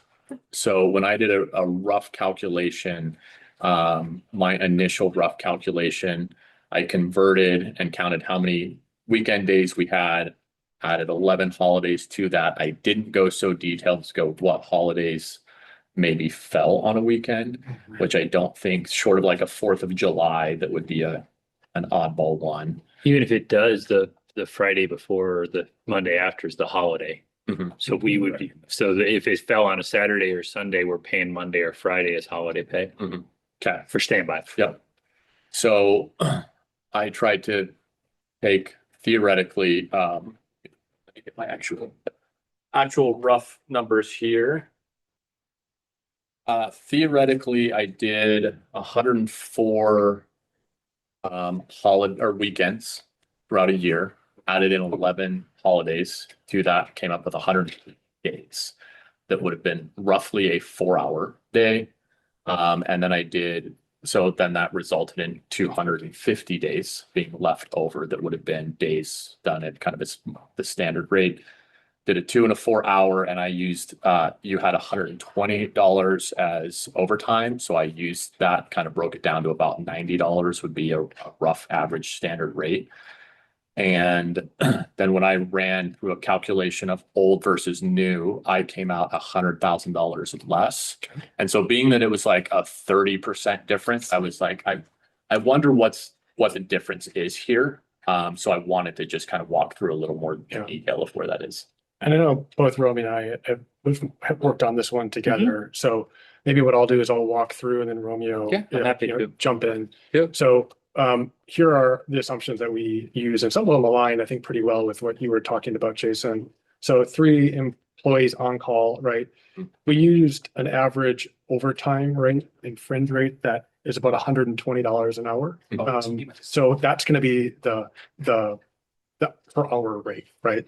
That 120. So we had 3 I'll hours. pause there quick just to jump in if you don't mind. Yeah. The 120 is based upon all of the 40-hour captain rates averaged. So senior captain, so basically, if you got a low of 112 to a high of 126 for the EMS training captains because they're getting paramedic pay. Mhm. So it ranges between 112 to 126. The average is 119.87. So that is exactly how I came up with the 120. Yeah. Yep. So right, wrong, or I didn't try to take and say there's 2 training captains and there's this and there's, it was just because I don't know who's going to be on call, right? Yeah. So it was just But yeah, I totally agree. I think that's a great. So then we say there's going to be 3 hours per weekday, Mhm. right? And 6 on the weekend. Mhm. So you take on the weekday, you take that 120 multiplied by 3 to get to $360 per person, right? Multiplied by 3 because there's 3 people on call to get to about $1,080 per weekday. Mhm. And on the weekend, you're at 6 hours. Again, per person, that's going to be about $720 at the $120 per hour rate to get to about $2160 total cost per weekend day. Okay.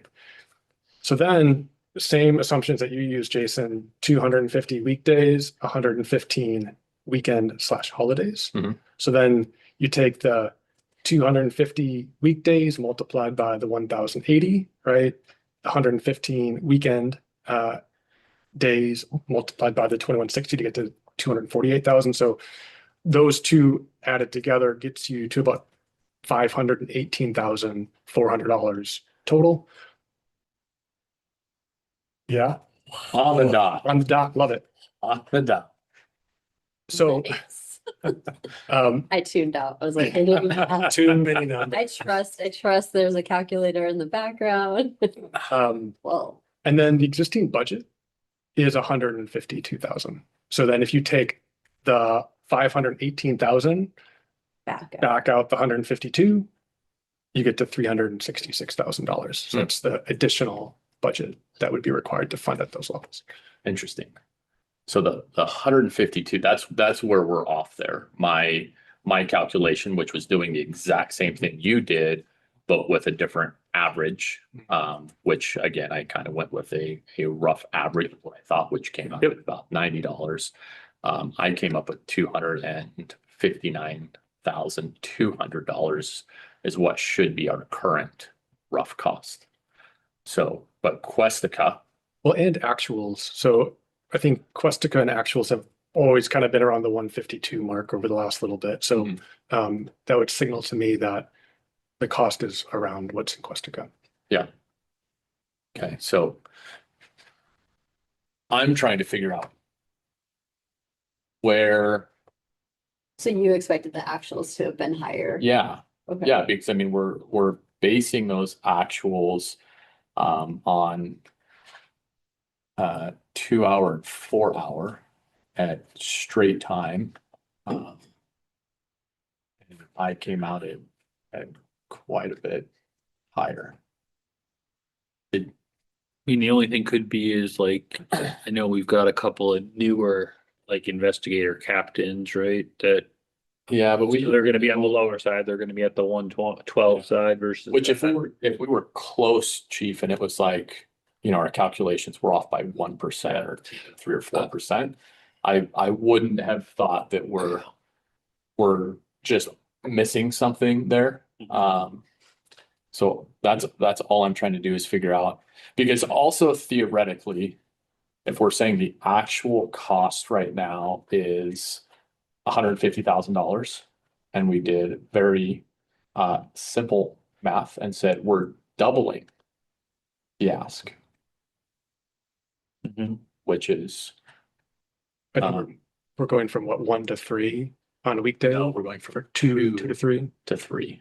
So but it's overtime, so it's Right. time and a half half. and a half versus the. So about a double is kind of what we're looking at. So I'm going, how does then $150,000 for doubling the ask turn into $520,000? And I mean, and it's tough. It's an actual Yeah, that's in the system versus a theoretical that we're trying to calculate. But if we use actual and we go, okay, let's just use actual, double it, we're at $300,000 is what we should estimate. Or we do theoretical. I'm a driver, so I do theoretical and fireground counts. Yeah, We do theoretical calculations, which we're saying the theoretical is the $518,000. Now let's work that backwards. That puts my theoretical current at $260,000. So I'm trying to figure out kind of roughly where that discrepancy is coming from. Is it a software discrepancy?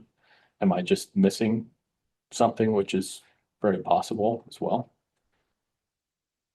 I think we could take this and continue to look at it. I mean, I think,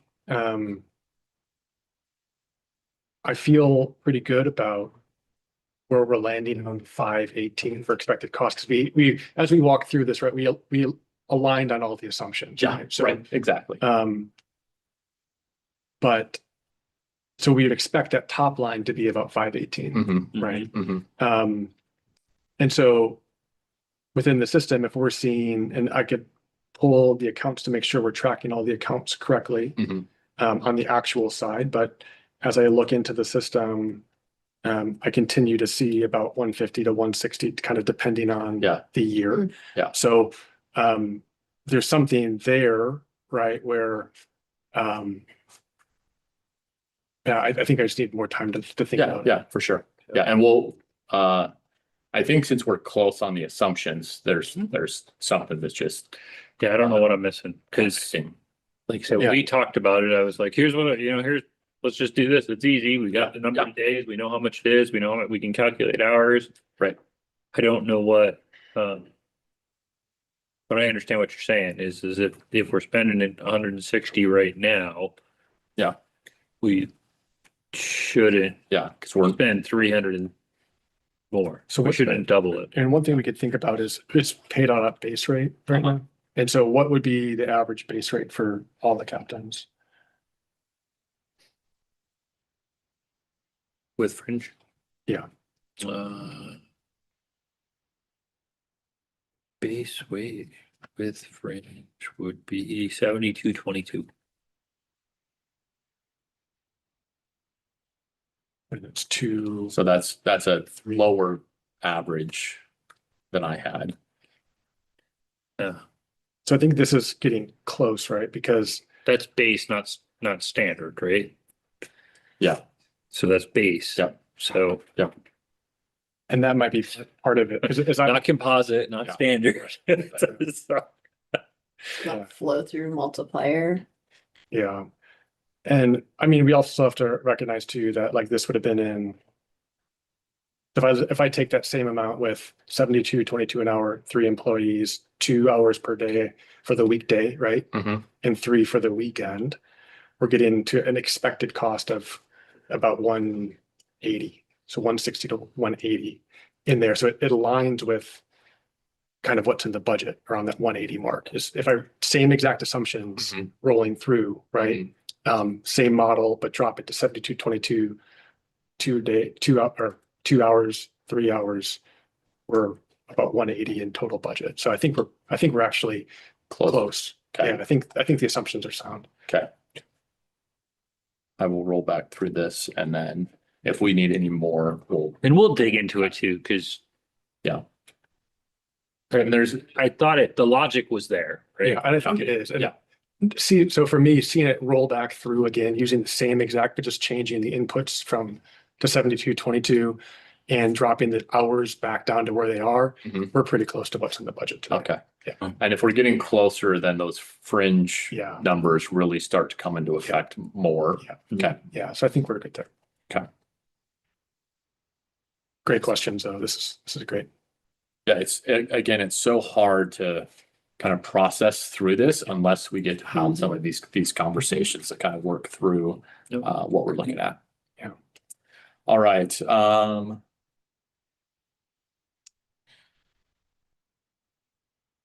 I think we had this question answered. There was on the advanced EMT certification, we were talking about the I-85 members. Mm. And did you say you were including or were not including them in the costing? We did not include the 4 I-85 members. We included the 22 others. Okay, And that includes AEMTs and paramedics acting as AEMTs.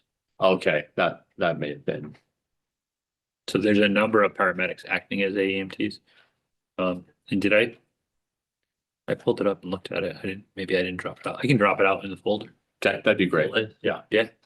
Who we included. Yeah, that helps us to kind of work through that. And then I don't think we really need any more costing. I mean, there was some costing that we really kind of wanted to see at some point, but we also were trying to balance how much we're asking for versus what keeps these negotiations moving, because we don't want to spin our wheels just to spin our wheels. We appreciate your time, Justin. So the paramedic savings by getting rid of paramedic captains was kind of part of the costing that we were curious what that looked like. And just on a time scale, if that's something that would be easy to get to us, that would be helpful. If it's not an easy solution, it's not that critical because again, we're talking about trying to manage a budget and keeping that budget and that money kind of staying roughly within that EMS budget. If you Say that, I apologize. I was That's all right. moving and I wasn't listening and I should have listened and not moved.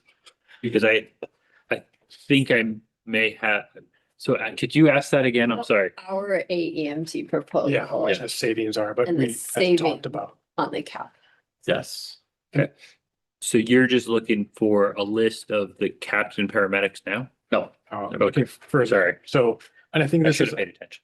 so I think this is part of the conversation that I think Romeo was talking about earlier, Mhm. right? Where I think the question is, as we, as paramedics or captain paramedics move to the 5%, Mhm. right? Yes, You're talking about a savings, right? yes, And you want to know what that looks like. yes, And I know as Romeo was Yep. talking about this morning, I think from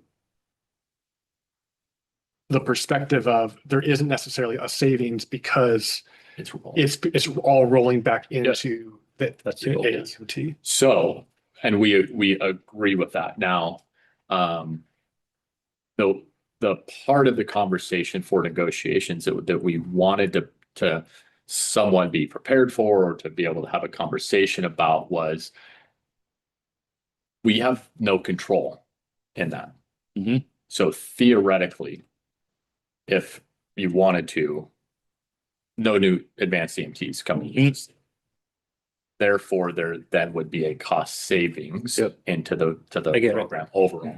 So that came back to us of, do we want to try to add language in as a counter proposal that would protect and make sure that that money stayed within the budget and was put into place, saying we will have a guaranteed advanced EMTs up to a position. So again, that was why the ask of a little further information.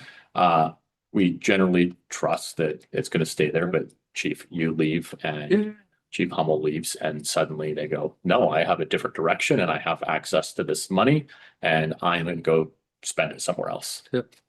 So Fair. again, Justin, some of these are, if you think it's a pretty easy lift to go, yeah, I have a rough idea of what it is, that would be helpful. If not, it's not the end of the world for us and we could have some other priorities. I'll Yeah. take a look, see what we can do. Perfect. Yeah, I mean, I think it's pretty simple to get to a rough. We have 17 captain paramedics. So you just take their base weight times 10% and drop it to 5. So I mean, you can get a rough number pretty quick. Now that doesn't have to flow through Yeah. that. Yes. Yes. Right. And then kind of the timing of it Yeah, as well. snapshot in time. Yeah, of Right, where- because Yeah. obviously, as people move, they move at a specific rate. Yeah. Generally, right? We can kind of average it out. So yeah, if you could think about that, Justin, and if it seems like it's something that's manageable that you can Yeah. get to us, that'd be great. Sounds good. If Yeah. not, And that folder that I dropped it in the information folder as of today. It has the list of AEMTs and then the second tab is all the paramedics and their ranks. So I'm going to ask you a really Shuey specific question.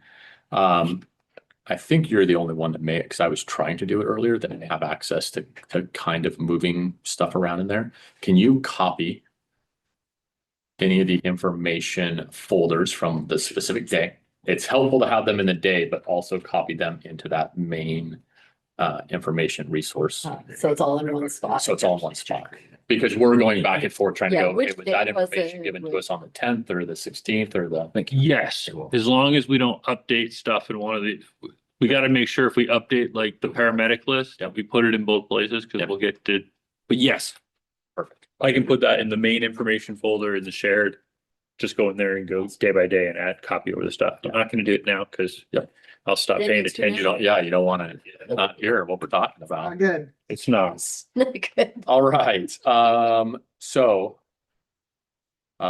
Justin, thank you for being here. Now comes the big costing Okay. question of them all. So we're going to move on to career development, which we obviously have spent some time on.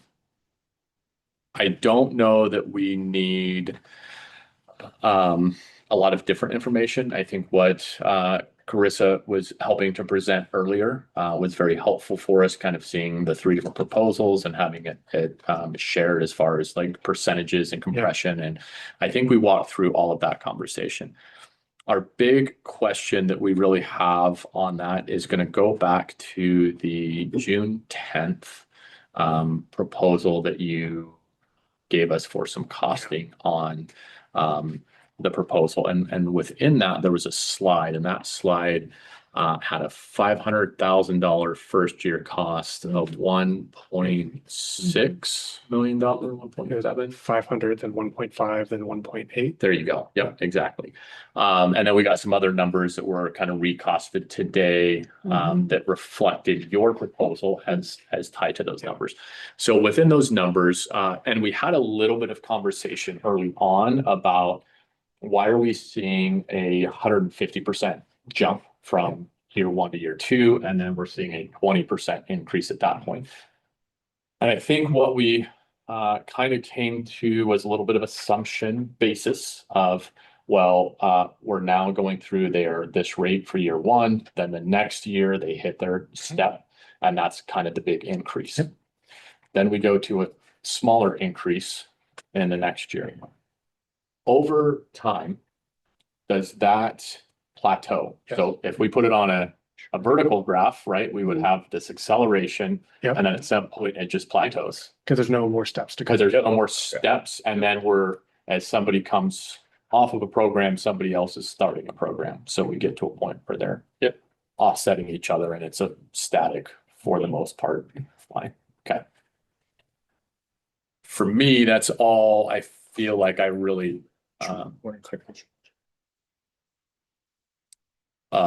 yes. Where was longevity at in here? We talked about it. Cost from 16. I don't think we put it right down to the union proposal. Did we? I think there was a question I about think there was a question about our proposal. on how we came to The longevity one, yeah. Yeah. You're just curious on how it was. Yeah, Yeah. happy to talk through that. So, what we did in Questico is we have years of service from each employee, right, and a longevity rate. Anybody who was over the 25 years in fiscal year, we just rolled them back to what they would be at the 25 mark, right? So essentially, let's say someone was at 30 years in the system, we just dropped them down to the 25. And so anybody who was over that 25, we just all dropped them down, capped them at the 25 mark, and then generated the cost between the original and the 25 limit was how we came up with the 50. Got it. Yeah. Perfect. Great question. I appreciate all these too. It's good to Sure, explanation. Yeah. share information.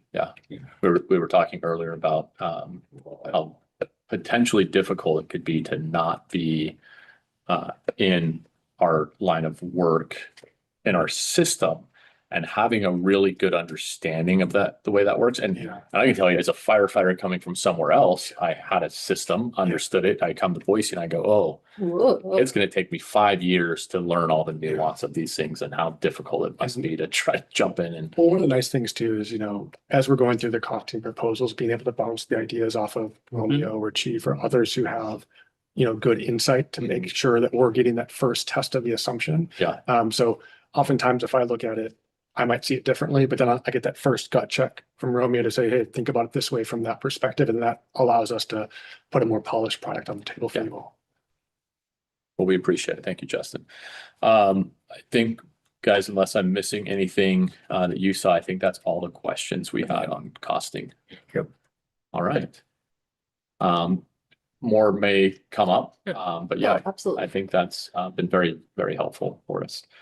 So we are prepared if there's anything else that you guys have to work on, would like to start with I don't. broaching. Do you want me to introduce that? Oh, That and one then we forgot. that I forgot. Forgot one. Another one? Well, I didn't put it in my. It was on the list. That's just- In my defense, it was not so Great for him. Is it like Right. twice? Great for him. I have a lot of those systems. They're Just great. increasing. They're great for BL for Chiefs over here. This one should be pretty simple. This just has to do with the minimum staffing one that we talked about. The LSBLS. Yep. Oh. So I'm gonna The S word. put it into city proposals because it was our proposal, so technically it's not a counter, it would be a withdraw and replace, right? So city proposals for today. Should be out there, minimum staffing, red lines.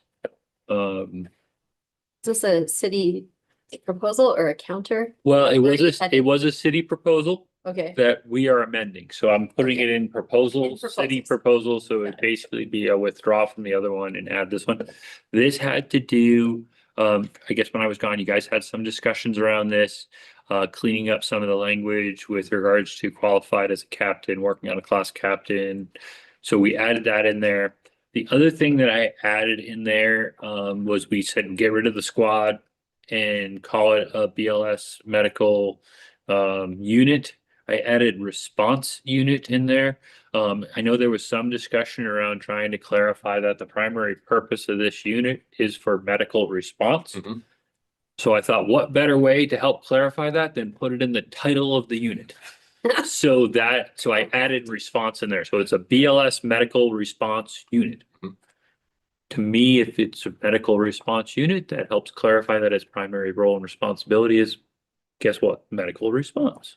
So that was the intention there. But like I say, other than that, it's very similar to the previous proposal, but it still has 2 firefighters, with at least one of the 2 firefighters for the BLS aid car, 2 firefighter 3s, sorry, with at least one of them being either a captain, working out a class captain, or a department medical, or completed the department medical unit training, which is the task book. We won't call it a squad task book, call it a medical unit. We don't say the S word. So The other thing that I think is worth just mentioning here is we started to play with like adding some additional language for 2 firefighter 3s. Like the expectation is this is the minimum staffing. So there wouldn't be anything prohibiting us from staffing it with a senior firefighter who has the same medical calls or a captain who has the same medical calls. We didn't feel like we had to spell that out. We said if we spell out the minimum, it's firefighter 3, one of them has this. If there's a captain that fills one of those spots, that would check the box because we're over the minimums. So this is the attempt to capture the language from the discussion that you guys had when I was gone. Okay. So I would say withdraw the other proposal, replace with this proposal. Got it. That's it. We were so close. We almost nailed it. Just we forgot that one. It's my fault. It's fine. No one's keeping track here. No one is keeping track. But what is that? Someone's keeping track of Oh, something. someone's keeping track of something. I don't know.